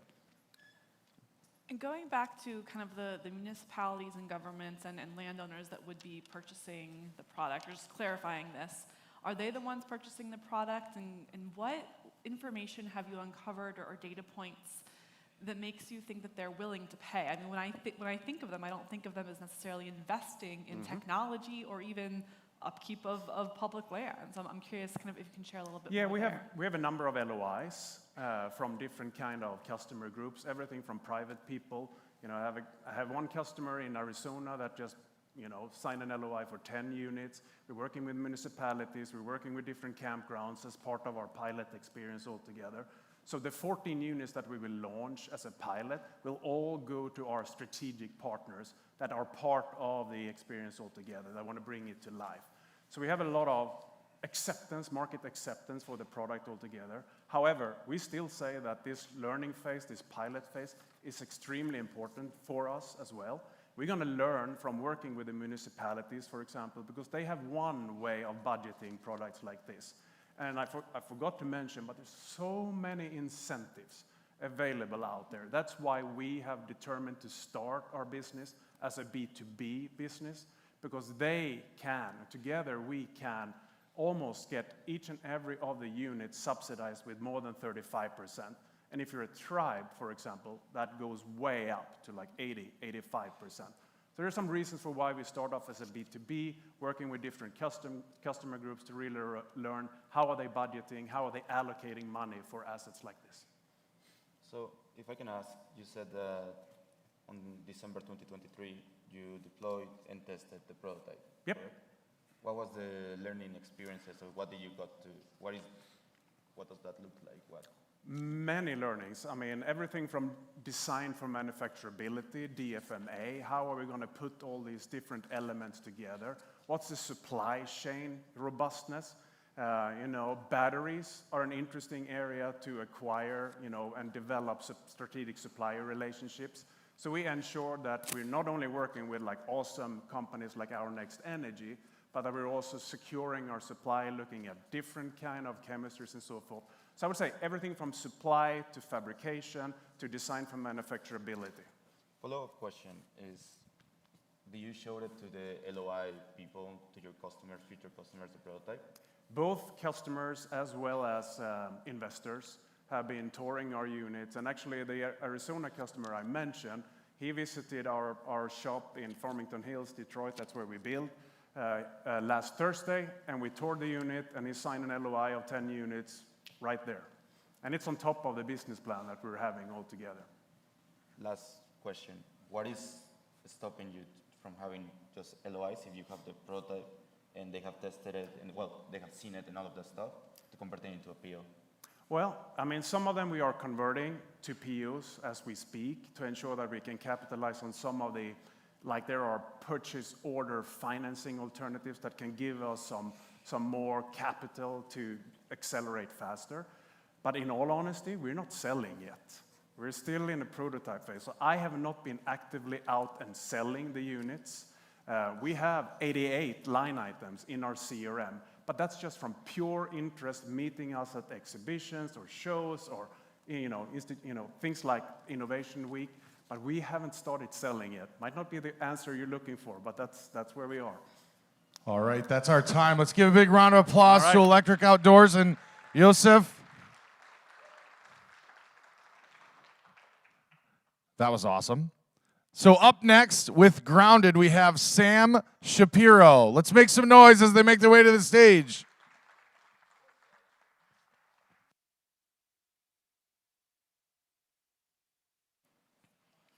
Hey everyone, I'm Sam Shapiro, the founder and CEO of Grounded. We are electrifying the outdoor recreation industry. Just to start, if there's anything you take away from this presentation, it's that in a year and a half of being in business, raising less than $1 million, we have shipped the world's longest range electric RV. We've shipped multiple vehicles to paying customers. We've booked more than $1 million in sales.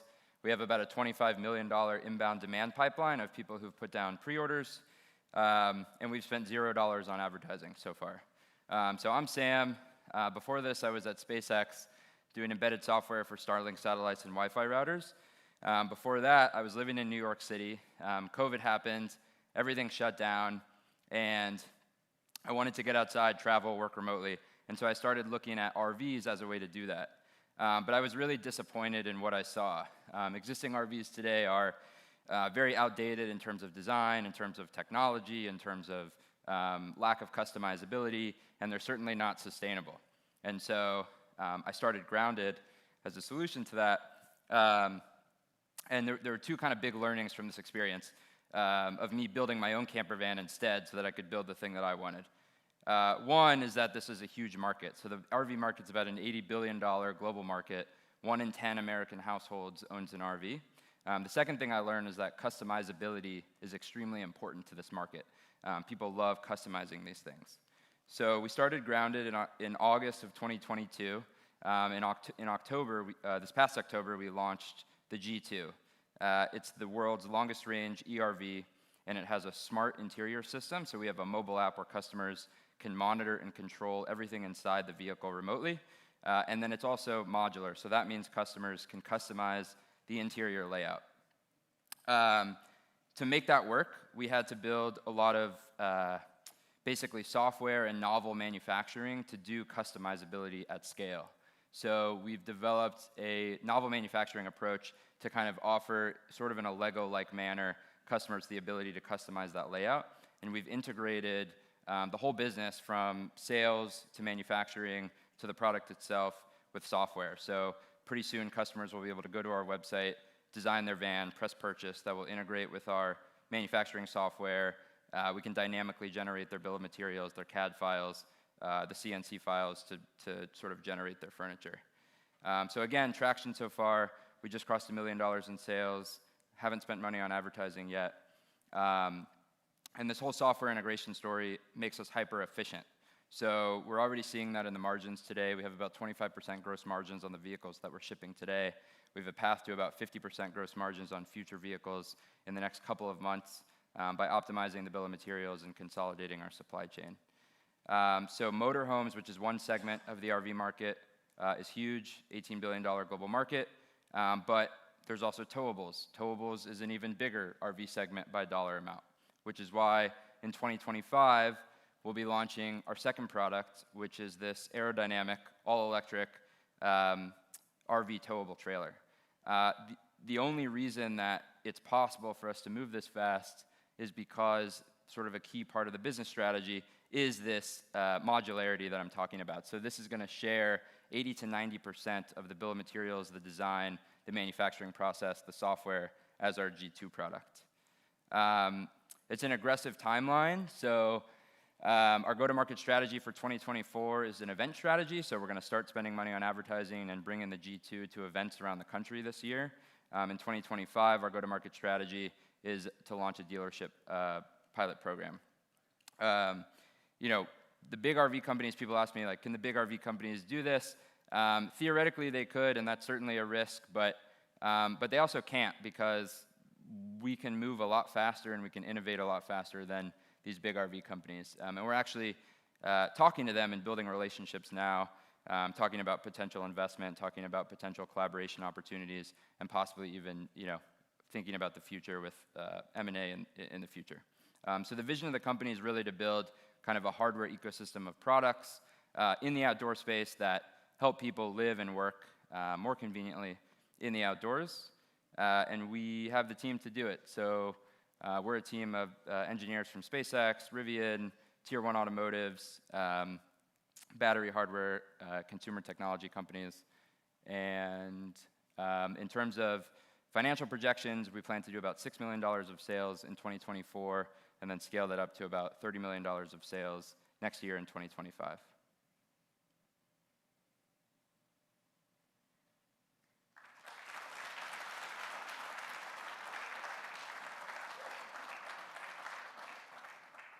So the first thing that popped into my head is how do you deal with lack of EV infrastructure, especially as you get further out into rural areas like the great outdoors?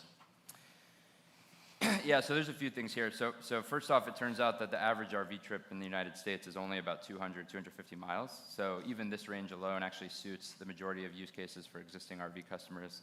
The good thing also is that at campgrounds around the country, most RV parks already have 30 to 50 amp electrical hookups. So if you get to your RV park, you can charge there overnight. You're there for multiple days. Also in terms of stopping at public chargers, now all of the major OEMs have partnered with Tesla, so you can charge this at a Tesla NACS supercharger. And the good thing is, this takes a little bit longer to charge because the battery's huge, but you plug it in and you can now go take a shower, you can take a nap, you can do work, you can cook a meal, all those things. So it almost becomes more convenient in a way to wait on charging. And then yes, you're right that we do believe in the future of electrification and the building out of more robust EV infrastructure over the next few years. Sam, this is a really creative approach. Congratulations. We've talked before, but can you talk a little bit about where you are? Obviously, there's a lot of novelty in the interior design of the vehicle and functionality and the software and the app. Can you talk about the electric vehicle chassis, what's unique or not unique about it, what you're getting from others, and kind of where that testing and validation is? For sure. So we do not build the vehicle powertrains. So what you're looking at here, the chassis that we build on top of, or the platform that we build on top of for the G2 is a GM chassis called the BrightDrop. It's a 173 kilowatt hour vehicle battery. And this is the other benefit of our modular approach, is that we're platform agnostic. So essentially what our manufacturing process is, or part of it, is that we basically build what looks like a manufactured home. So we manufacture a whole kind of aluminum substructure. We insulate it. We do our electrical and plumbing channeling. We put our wall panels in. All of our modules mount to that system. And then we basically take that whole manufactured home and we stick it in the van. And so that lets us be very platform agnostic, because when the Mercedes eSprinter comes out later this year, which will have comparable range, and it's a platform that maybe some consumers would prefer to GM, we can much more trivially than existing RV companies basically adapt this whole approach and stick it in that van. It makes a ton of sense because the homologation, testing, validation requirements are significant for a new eDrive system, chassis system. Can you clarify that? In your presentation, you talked about being at kind of 20% margin on the vehicle and trying to get to 50% through optimization, DFMA. So that's on the interior components? So we sell fully completed vehicles. So we're buying the platforms, in this case from GM. We put our whole system, our software inside of it, and then we sell a completed RV to a customer. So these are the margins on that total cost of the vehicle. Thanks. Maybe a question around kind of the future of the business and how much capital you'll need to raise in order to get to an exit event. Yeah, so the good thing about a couple of things here. One is that we think we've been pretty capital efficient. So we've raised under $1 million, and we've shipped products to customers, and we've generated over $1 million of sales. And it is the platform agnostic piece and the fact that we're building on top of already homologated vehicle platforms that basically allows us to do that. So, from a capital raising perspective, we think we can build a $200 million revenue business by 2027, really not having to raise an enormous amount of money. I mean, compared to if you look at a company that might be trying to build the powertrains, for example, like that. Building a powertrain is essentially building a car company, and so that's hundreds of millions of dollars of capital required, and we don't need that amount of capital to build this business. Is there anything, as you're doing environmental scanning, that you see in the next 5 to 10 years in this space that is either going to disrupt you to a point where it kills you, or something that's going to just make you take off? It's a good question. I think I think EV infrastructure is a big one in terms of tailwinds, obviously, for the electric platform. I think that there are other products where, per this slide, where we can take our, so with the trailer, I kind of alluded to it before, we're going to take that manufactured home piece pre-van and basically put it on a trailer chassis. We're going to have to add a fiberglass exterior, but,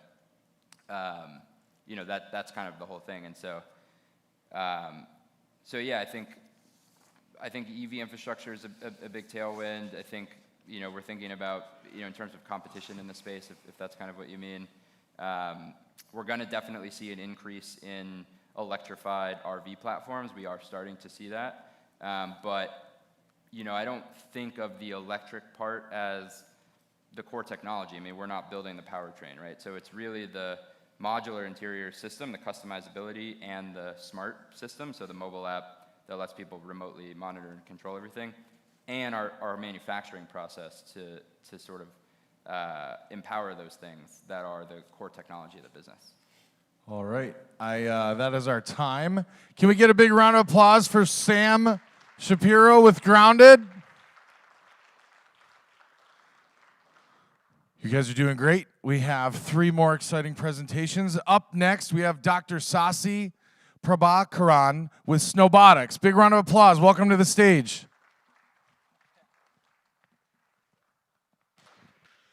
Hello, everyone. It's exciting to see a lot of outdoor enthusiasts here. Yeah, shout out to all of you. And it was wonderful to see my friends from Electric Outdoor, and Sam from Grounded presenting that technology.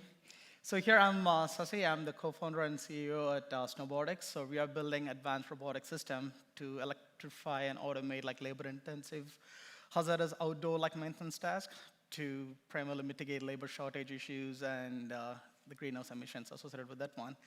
So UP is known for the outdoor recreation, and the state, DNR, the city, the county, spending taking a lot of concentration in making the outdoor space more accessible to everybody. Still, there are some problem primarily associated with accessing the outdoor is the limitation to the mobility and accessibility and making that space equitable to all. So the problems are everybody here, especially in the European market, I have already seen the improper or kind of snow-covered sidewalks, bike trails, and the overgrown vegetation in all the kind of the trails and the backpacking routes, and also the litter or garbage overflowing campgrounds. So these are some of the issues. There are a lot actually. These are few issues that's limiting kind of the outdoor recreation, not accessible and equitable to all. Assume someone with a wheelchair trying to take the city's multi-use path, when it is not properly cleaned, that's a problem. The city is trying to do a lot, actually. I'm being in talks with the city, the state, but actually they have only limited resources, and kind of they cannot have people do the kind of walkways or the trails maintain all the time. And especially in Michigan, we have all season outdoor recreation. So we need to have more people, but there is a sure a labor shortage. The next thing is the unpredictability and cost associated with the traditional method. Yeah, it's equipment, a gas-powered equipment with a human behind. And the equipments are purpose-built, so it can just do one thing. So it's a problem, and again, dumping a lot of gas and kind of making a significant greenhouse kind of factors affecting into this ecosystem. So these are the big problems. So how we can solve these things could be with a robotic solution. It doesn't need a human. It's a general purpose, outdoor specific environment. It can navigate multiple off-road terrains, handle a multitude of tasks. So have one equipment that can do snow removal during the snow season, and you can use a sweeping attachment and do sweeping. And you can also put a snow grooming attachment and do snow grooming. So it's kind of some kind of platform where we can do all these things. That can make things automated, kind of consistent, frequent, 24/7 operation. So you don't need any servicing or anything in the meantime when it is in being operation, and one equipment for multiple tasks. And again, safety for doing consistent solution. So we came up with Snowbotics, made in Michigan. So it's a powerful tractor type of equipment. It's all electric, autonomous. It has like 3 level of safety features, so it's not going to run into any properties or humans. And kind of, this is similar to a farm tractor, but packaged in a small form factor with kind of the technology that is similar or equivalent to a Model 3 self-driving car. So it can go with like multiple like attachments. So during snow season, you can use the equipment for snow removal. Just consider this as like a Roomba for outdoor maintenance. So one equipment that can do a multitude of jobs. And we are currently like demoing a lot of these technology like snow removal, sweeping, and vegetation cutting. So as of now, like we are the only competition. Sorry, we don't have any competition for this piece of technology. So this whole piece of like navigation, like the autonomy came out of like a lot of DoD research that we did in the past. And this is like keeps us like on top of the thing. So we are the only one making like 100% electric, commercial grade, autonomous platform that can do like off-road like maneuverability, and it's a plug-and-play solution. So it doesn't need any infrastructure. You just put it, map the environment, and it's all good to go. And we expect this to be like a workforce multiplier. Like this can be used kind of twice efficient than traditional methods, and actually it's at an affordable cost. And also like we are not putting any like carbon into the environment, so there is no tailpipe emission. And the ultimate objective is to enable like mobility, accessibility, and make the outdoor accessible to all like users. So the market, even the outdoor like recreation industry comes, the maintenance of those things comes in the landscaping industry. So that's a multi-billion-dollar industry. And we are trying to tap into the Northeast, Midwest US market, and which is like a considerable amount. And we have like a lot of pilots currently happening. I would like to thank our like pilot like supporters. So our business model is we don't want to kind of make it like capital expensive, so we just like doing it in a RaaS model, robot as a service. So you're not paying for the equipment, you're just paying for the service. So if the service doesn't work, like you can just kind of change the attachment, do a different like application. So this is the biggest problem now. Now a lot of the properties and industries, they already paid for the snow removal contract, but it's not snowing much, but it's actually all being wasted. So the contractors are making all the money now. But actually in a place, equipment like this, yeah, if it is not snowing, yeah, you can just put a sweeping attachment and still like use this equipment, and where we can just make good use of the robotics and make like the place still accessible.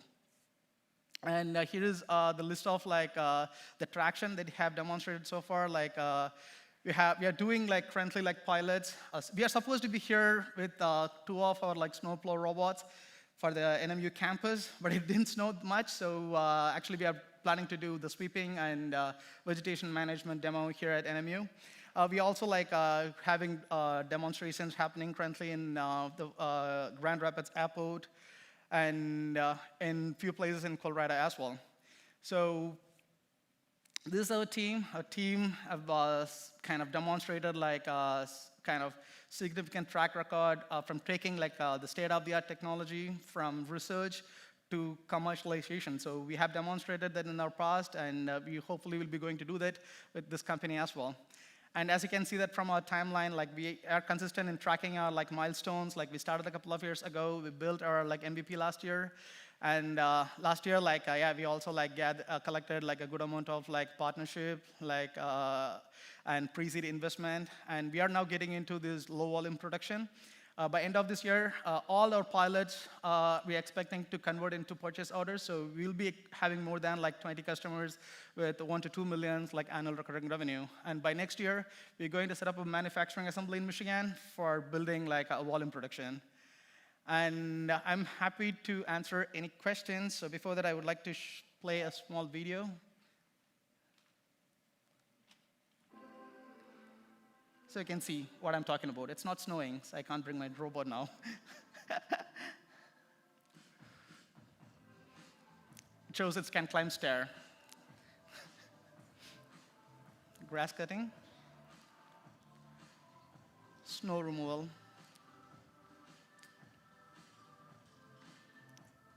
sweeping,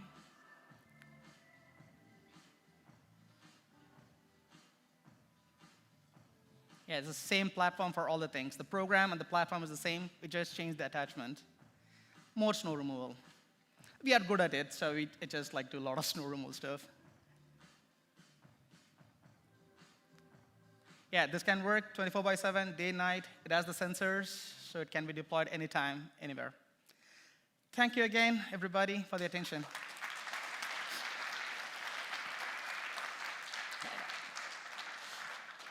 So Ashley, the safety issues with slip and fall, this is really important, and I think there's tremendous value for what you're doing here in the UP, right? Maybe you could talk about the project that we understand you have with Northern Michigan University and City of Marquette, and then also I know you've talked to a couple of snow removal, large snow removal and landscaping companies, and maybe talk a little bit about what value proposition this may or may not provide for them. So these are like equipments built to coexist with the traditional workforce. So the hardest job in doing the entire snow removal operation is primarily with the sidewalks, where actually you need to be pretty slow and you need to be having a ride-on equipment. And most of the commercial contractors are having a hard time doing that one. They can't find laborers to do that. So they're going to use our equipments for the sidewalk and the complex terrains. And we have partnered with DJ Landscaping, and so they are the one who are testing our robots currently. So they are one of the largest contractors, landscaping contractors in the state of Michigan. And they are putting our robots in hospitals and airports and kind of making sure this delivers actually what it's supposed to do. And here in UP, we have a all-season deployment opportunity. So we're going to partner. We already partnered with NMU and the City of Marquette for deploying fleet of our robots in the campus, in the cities multi-use path, for doing all-season maintenance. We were planning to do a lot of snow removal, but the snow is not that great here, so we're going to start with the sweeping and the vegetation control. All right, that is our time. So let's give a big round of applause for Dr. Sasi Prabhakaran with Snowbotics. We've got two more. I'm excited about our next one from Get Caught, from Dan Champeau.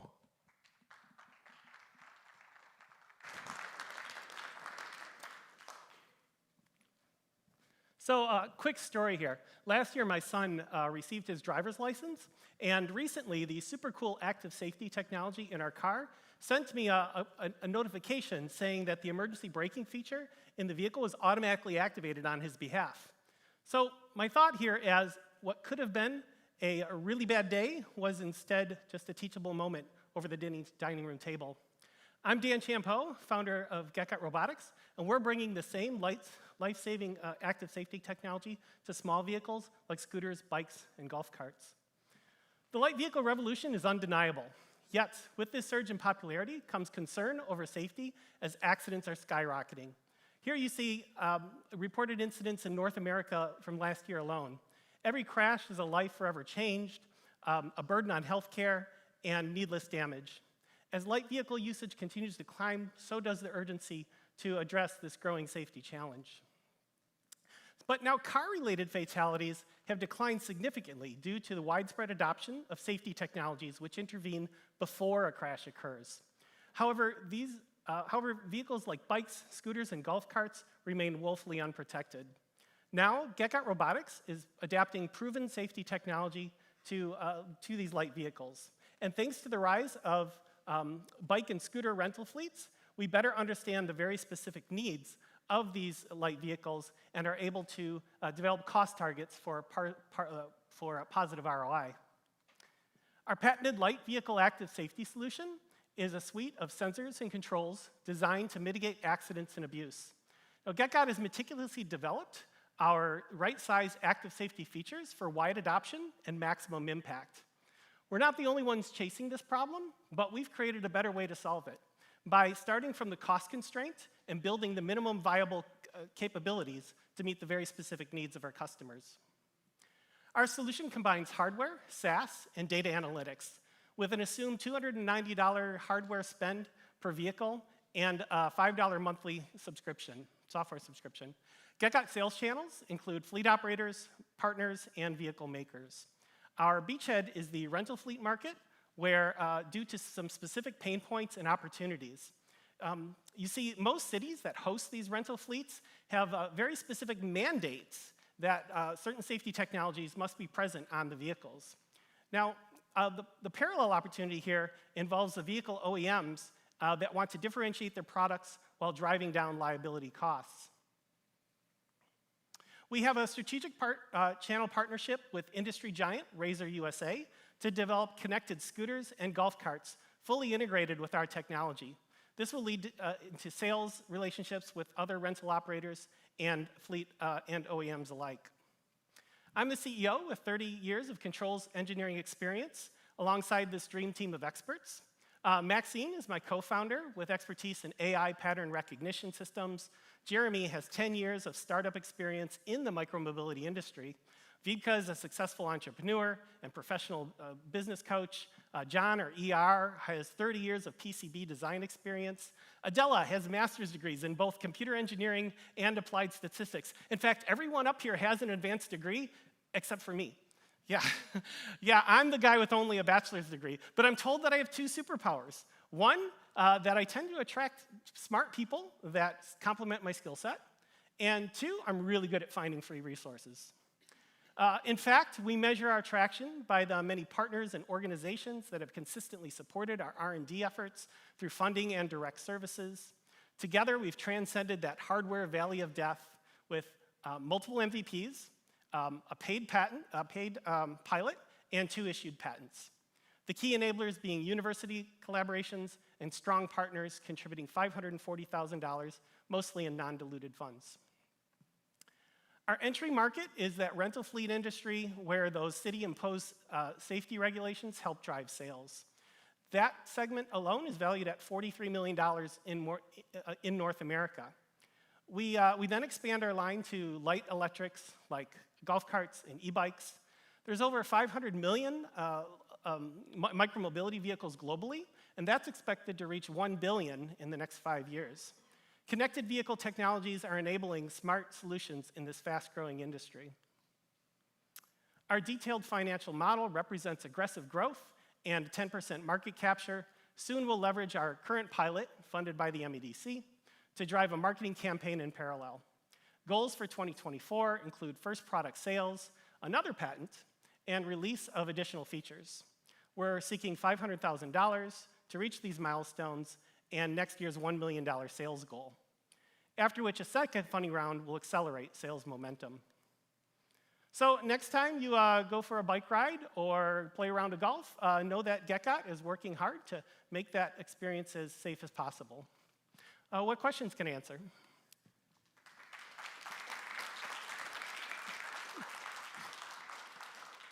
Us more about the partnership with Razor. How are you working with them, and how will that help you scale the business? Yeah, that's pretty crazy. So 2 years ago, we first developed this technology, and I flew out to visit Razor over in California. First, I asked, we sent them a video, showed them what we were doing. They said, yeah, this is interesting. Our industry is actually requiring this solution. We did not know that. So we showed them this. They said, yeah, we're on board. What do you need? So they gave us funding to do a bunch of development work. My alma mater is Oakland University. We spent a whole year just doing experiments. Razor flew out twice to look at our progress. They actually took one of our solutions and did a pilot. And now we're working on a full integration. So it's been quite a ride. They funded all of our patent effort and gave us an LOI for any patent licenses, and now an LOI for product. That's great. Yeah, Congrats. pretty cool. Yeah. So I'm kind of trying to figure out the problem you're solving. Is it automatic emergency braking on a scooter? Is that the main thing? And what happens if it stops me when I'm not expecting it and I do an endo? Or is that possible? So could it make it worse? And you're asking the right question, because the answer is that safety solutions in light vehicles is different than a car. You don't slam on the brakes on a scooter. You don't. You can make alerts to the rider and hope he takes action. We can slow down the vehicle for other reasons, like reckless riding. Somebody's doing excessive swerving. They're on the golf cart doing donuts. Apparently that's frowned upon. We can slow down the vehicle. But you're right, but that's part of the secret sauce, is understanding the specific needs of this industry. So if I'm tracking you, you're going to mitigate speed more. It's not really emergency braking. Like if I'm cruising and I'm in this area where I can't go really fast on a scooter, it's going to automatically slow me down. Do you Correct. geofence it, or how? No, we can we connect directly to the vehicle, and we can detect certain scenarios. So the collision, we talk a lot about collision avoidance because people understand that. But the truth is, most of the scenarios that these companies are interested in are not collision avoidance. There's things like keeping the vehicle off the sidewalks. That's a no-no in most areas. Having the golf cart differentiate between golf path and fairway, right? We want the vehicle to slow down on the fairway. So we've got onboard sensors that detect the various terrains and slow down under those conditions. Good question. I golfed in Florida. I don't golf, but I somehow ended up golfing in Florida like a month ago. I don't know how that happened. It made it sound like I was a big timer. I golfed in Florida in the winter. I'm so cool. That's not the point. You are so cool. The point was, I don't pay attention, and I went off the reservation. Man, I was driving somewhere, and the golf cart stopped. It like literally slowed down to a They crawl. are geofenced. And it was just like, you're not, and I had to like limp it out to get back on the cart path. I didn't really realize I was doing it. Yeah, they are geofenced. So this would take that concept and like. And take it to the next to level. Anywhere. Correct. So not just geofencing, but speed limiting, warning the rider, right? That kind of stuff. And it took me a second. I'm like, what is happening? Yeah. Dan, congratulations. It's pretty cool. Thanks, bud. Quick question. What is the average ticket revenue that you get per customer? And how many customers are driving your revenue? And out of that, how much is the net profit that you are getting out of it? Correct. So the low-end solution costs us $40, like the solution that doesn't do collision avoidance, just does like terrain detection, sidewalk detection. It costs about $40. We would sell that to a customer for $150 plus a $3 monthly SaaS.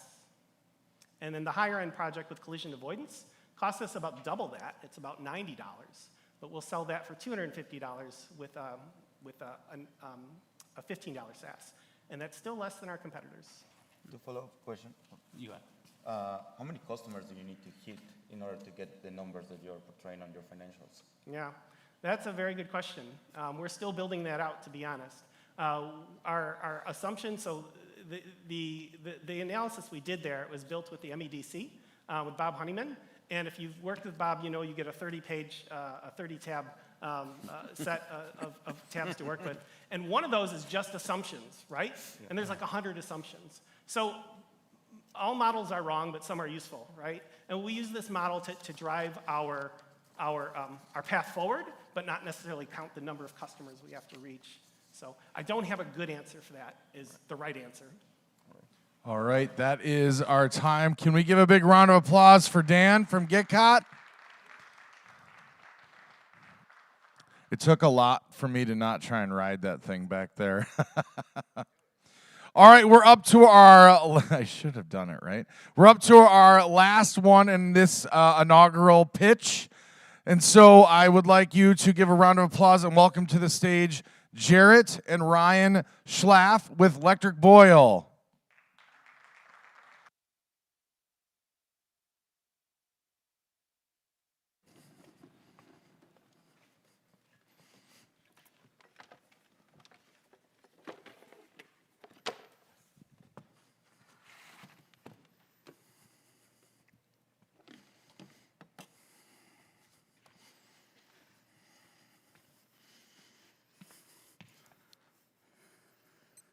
Hi, I'm Jared Schlaff. And I'm Ryan Schlaff. We're brothers. That we are, and we're grateful for the opportunity to share our outdoor innovation today, Electric Boil. This idea came about when I was preparing for a backcountry backpacking trip to North Manitou Island, Michigan, where campfires are not allowed. And I was perplexed when I couldn't find any sustainable solutions to cook food fast, make coffee safely without the use of fossil fuels. So quick show of hands here. Who has ever used an outdoor cooking stove like a Coleman MSR or a Jetboil? A lot of hands. Now, of those folks, who has then been able to recycle that spent canister after it was done? I didn't see a single hand. That's because it's nearly impossible to do so nobody does. Further, you can no longer take these canisters on airplanes. On top of that, you can't cook indoors, whether it's a tent or whether it's inside of an outdoor cabin. So because of carbon dioxide poisoning, you can't do this. And further, this propane and isobutane directly contributes to climate change. So I had this thought, like, there has to be a better way. And now there is, with Electric Boil, the world's first battery-powered portable induction cooking stove and generator for campers, backpackers, the military, or anybody on the go who wants to cook their food fast, recharge electronics, and boil water regardless of the weather and wind outside. That's right, Jarrett. And there's over 80 million campers nationwide. And in the last 2 years alone, over 15.5 million new campers for the very first time. So our target audience is expanding rapidly, and almost half of these folks earn over $100K annually. We estimate our service obtainable market to be roughly $44 million. Now, the magic is in our induction technology. This is the most efficient and fast way to boil water and cook food with the minimal energy loss compared to all other cooking systems. And our technology is driven forward by our Chief Technological Officer, Ben Mose, with Motion Technologies, with experience developing induction systems for everything from the Tesla Roadster to portable wireless battery recharging to even experience working with induction cooking.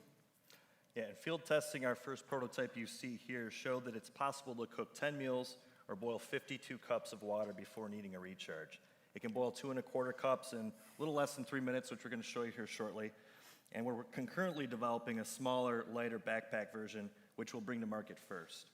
Now, Electric Boil doubles as a generator, so you can recharge your essentials, even power a heated blanket, and once your battery's out, simply recharge by solar, 12-volt, or a 110 outlet. Now, it's also carbon negative in manufacturing and distribution. They're being made right here in Michigan, where we're from, and we plan to stay. And applications for Electric Boil range from DOD and disaster relief to tailgating. The options are as endless as the renewable energy that powers Electric Boil. And since you're using electric induction heat versus a real flame, you can cook in places where traditional fire just isn't feasible. Places with high winds or high fire danger, Electric Boil solves for these problems. And unlike other portable camping stoves, Electric Boil can travel. Since it's battery powered, you can bring it on any flight or public transportation. So our model, our pathway to market, is initially launching with a direct-to-customer model. So really focusing on leveraging a crowdfunding campaign to get those early adopters and really tap into the market. And then as we can kind of prove market viability, expanding into B2B as well as B2G. So today we're asking for $500,000 in investment, which will allow us to bring this proof of concept to market. And then as we're scaling so far, we've secured $24,500 in grants, $15,000 in investments, and just recently we secured an additional matching investment of up to $50,000.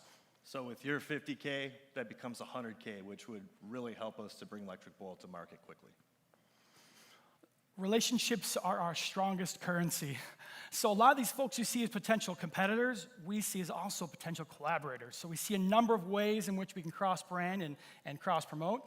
Our get, keep, and grow strategy is robust, and we really see endless opportunities to disrupt the current industry. Yeah, and there's 2 different archetypes that we identified within our target demographics, which will really allow us to strategically position Electric Boil. So our P&L is focused on a Q4 launch of the proof of concept, and then scaling up, getting ready for a spring and summer launch in 2025. We're really kind of working towards get that market share. And diversity is a strength. And we want to have our team as diverse as we are here in Michigan. And our next step is use of funds. So this $50,000, we can do a lot with a little. It's going to directly support us to really ramp up our engineering, to finalize the proof of concept, to get the prototypes into MVP2 status, to take this, really when it comes to battery testing, to get ready for a lot of the regulatory requirements. That will happen through this investment. And then really taking this provisional patent that we have secured and turning it into a utility patent, which will make all the difference for us. And so we want to thank you again for the opportunity. Please, everyone in the audience, check out electricboil.com. Go on your phones. You actually will enter for a chance to win one of the first ones we make by joining our newsletter. Follow us on social media. We'd love for you to be part of our story, and we'd love to be part of yours. Thanks, everyone. Now let's pour some coffee and answer your questions. So, you're hitting the camping market now. Have you talked to preppers yet? Talk to, pardon? Preppers, like doomsday preppers? I'm not kidding. I'm not being a jokester. Like seriously, like that fits their paradigm straight up. Within our conversations, actually in the overlanding community, folks who are doing car camping, there are also folks who have explored and have that focus. So we wouldn't have that as our primary market, but that is, as we look at growth, as we said, there are endless possibilities for folks who want to have the ability to charge and recharge. Like it is endless, right? So there's a huge market with that, and it's not just for solar, for cooking and making coffee. Whether it's food with MREs, whether it's canning purposes, there are so many opportunities that induction provides that we're really excited about it. This is a retail play, right? I mean, you're going to sell this through like retail chains. How are you going to hit the price? This is going to be a reasonably high price point, I would imagine. So have you kind of figured out, have you talked to Dan about down costing it and cut? Yeah, good question. So on pricing, there's two kind of main things. So our direct-to-customer model for our backpacker version, if you go get a JetBoil, it's under a couple $100. We're confident that the backpacker version can be in that price range. And additionally to the Mocha that you're enjoying here, right, the induction technology is relatively low cost, right? And so when it comes to this, it's not just going to be a cook stove, it's also able to recharge your batteries. So you're able to offer the customer not just a cooking apparatus, but an apparatus that can, as Ryan mentioned, recharge your heat blanket, charge your phones. Additionally, for the overlanding model, that price, yes, as the battery technology continues to rapidly improve, we see a number of opportunities to have cost savings for batteries and then increase, and have that much more dialed in battery play. And one other thing too, when it comes to cost, we see a lot of opportunities through our relationships, both with the automotive industry. So a company that I also started called Pinger Detroit, we make sneakers in Detroit, bags, everything from upcycled materials from the auto industry.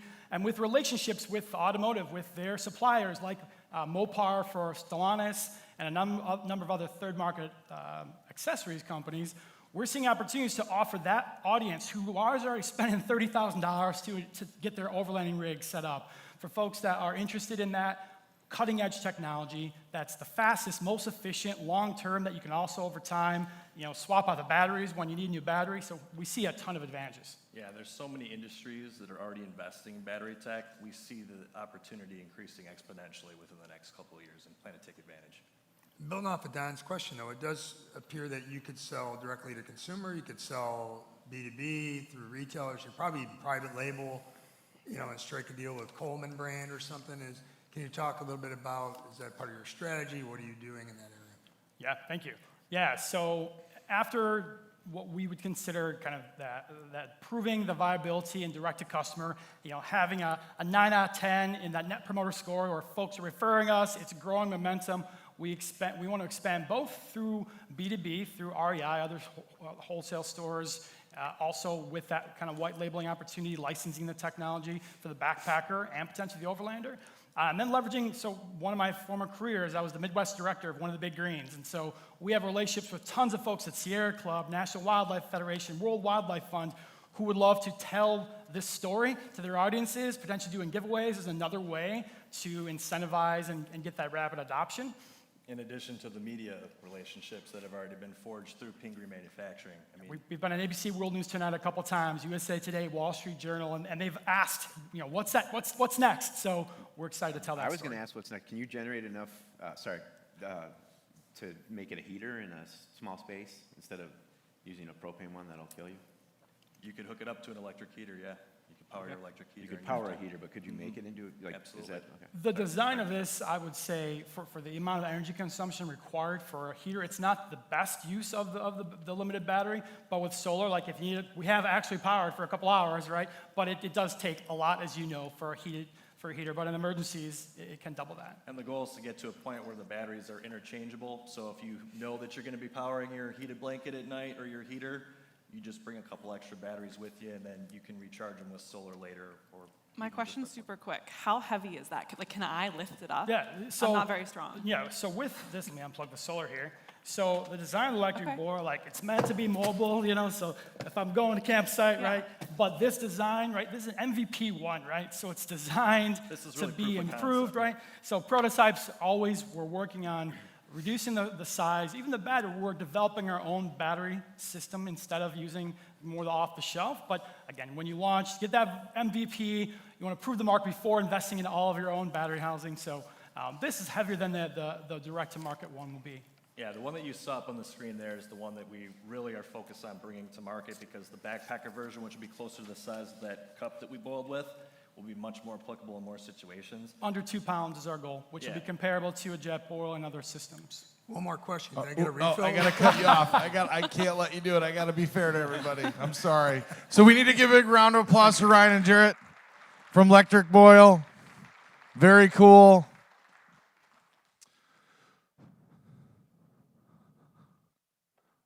I'm very interested. It's cool. All right, let's give a round of applause to all of our outdoor innovation pitch finalists. So I'm going to let our judges make their way to score off stage. They need the scores, so you can take a moment and make your way backstage. They're going to tally. So while they're doing that,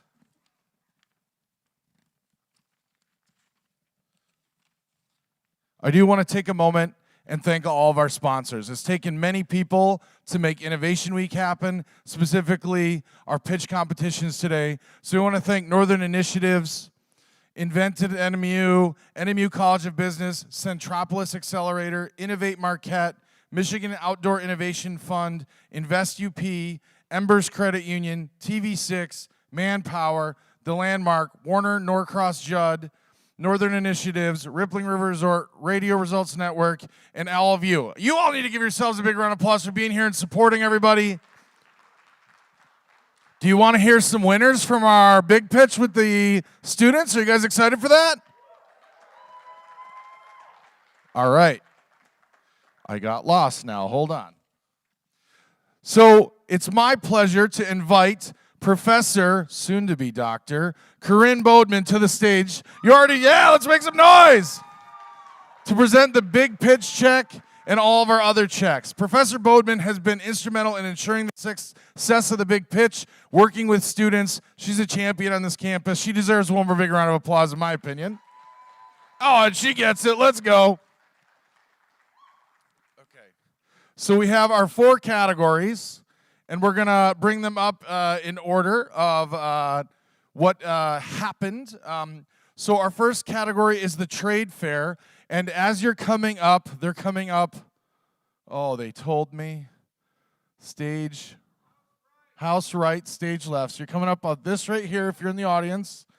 So our first winner, thank you, David, very much, for trade fair is Snackage. Snackage, if you want to make your way up. Here, I'll hold that, because you should take the pictures. I'll just be the... Yeah, we have a photographer taking pictures in the back.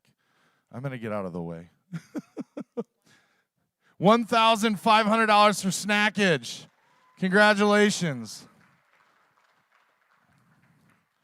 I see some people taking pictures and video. All right, and then we're going to have you stand right over here. We're good if you guys stand over there. Our next group is the business plan. So the business plan. And that is Dan's Loft Kit. Let's give a big round of applause. Dan's Loft Kit. For $4,000.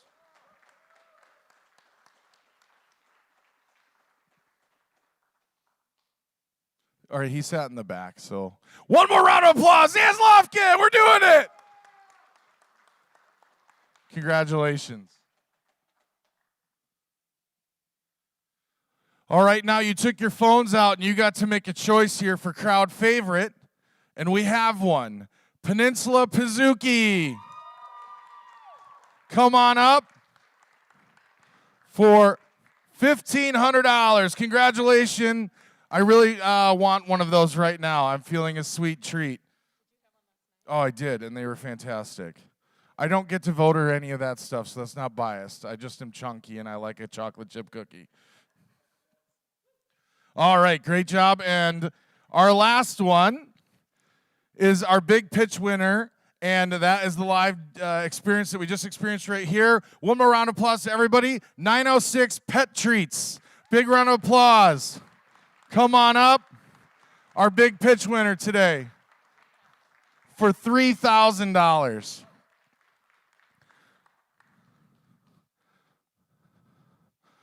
All right, congratulations. All right, Corinne, I'm going to ask you to also get in the center there with all of our students. Let's give a big round of applause to all of our student winners today. Let's make sure we're a round of applauding the other teams that put in so much work. There were 6 great ideas here. We're excited to see where they all go. They're going to do great things. Okay, I'm going to have you wait backstage because I'm going to make you take a picture with our outdoor innovation pitch winner. So I'm waiting on a drum roll, please, of some information. This is where I might be stretching. So you know those sponsors. I'm going to thank them again. So let's make sure we're thanking Invest UP, Invented NMU. Can we give a big shout out to the students, the designers, the people that made this exciting environment happen, the Forrest Roberts Theater staff, their students backstage, on stage, making it happen. I am not a dancer. I'm unsure. Can I get a check with some information? All right. Can I get a drum roll, please?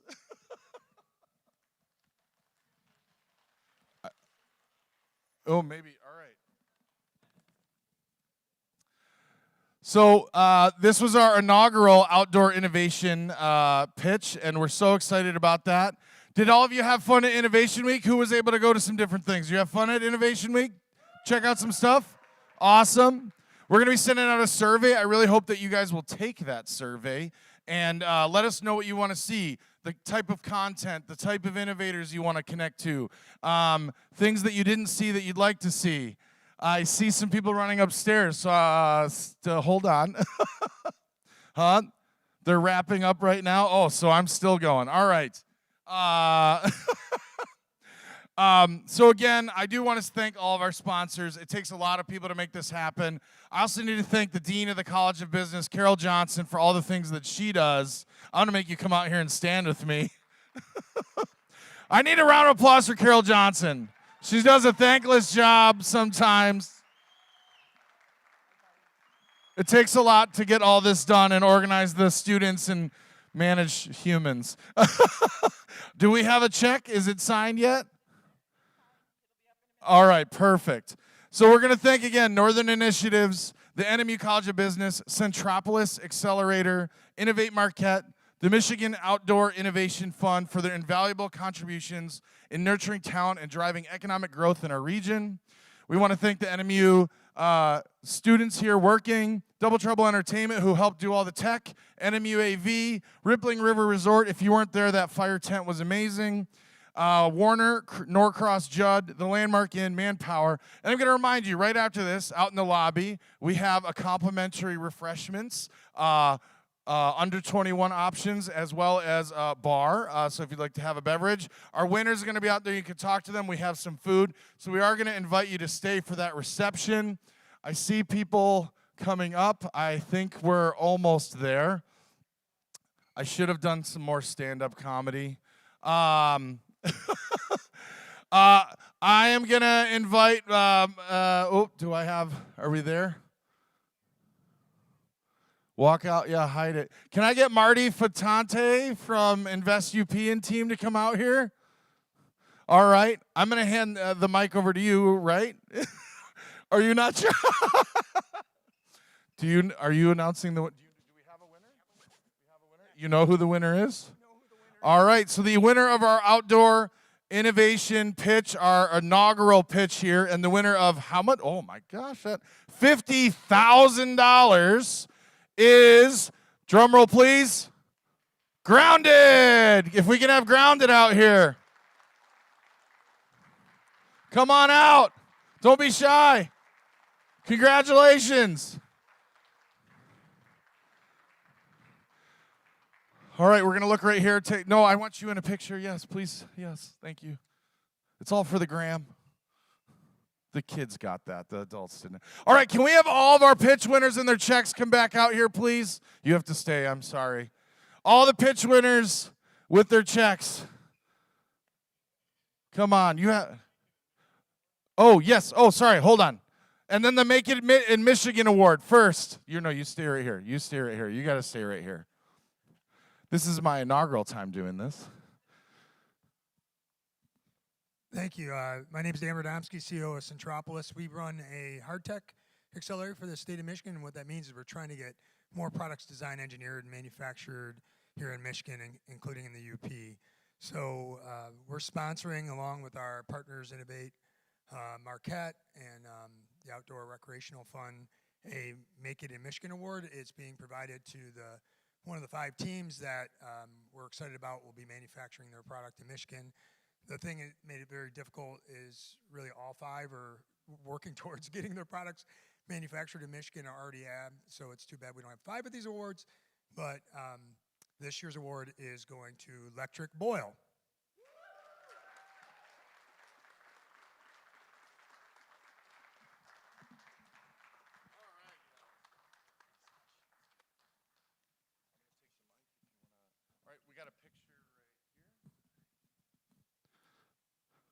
All right. We're going to do a picture smiling right there at Aubrey. Perfect. Now, can we have everybody that has a nice big check, if you can come on out. We want to look at all of our pitch winners out here today. Students, you're going to be here pretty soon after you graduate, having to come back for the Outdoor Innovation Fund and some of the other great things we're doing. So let's put 2 checks on this side and 2 checks on that side. I need to center it. All right, can we get a big round of applause for all of our winners for the 2024 pitch competition during Innovation Week? We're so excited about all of you and the great things you're doing here in Michigan. Huge shout out to Make It Michigan and Centropolis for all that you guys are doing. All of our sponsors. Okay, there's a party out in the lobby. Let's do it. Congratulations, everybody. We'll see you out in the lobby. Make sure to shake all these people's hands and talk about how you're going to help them get this thing going.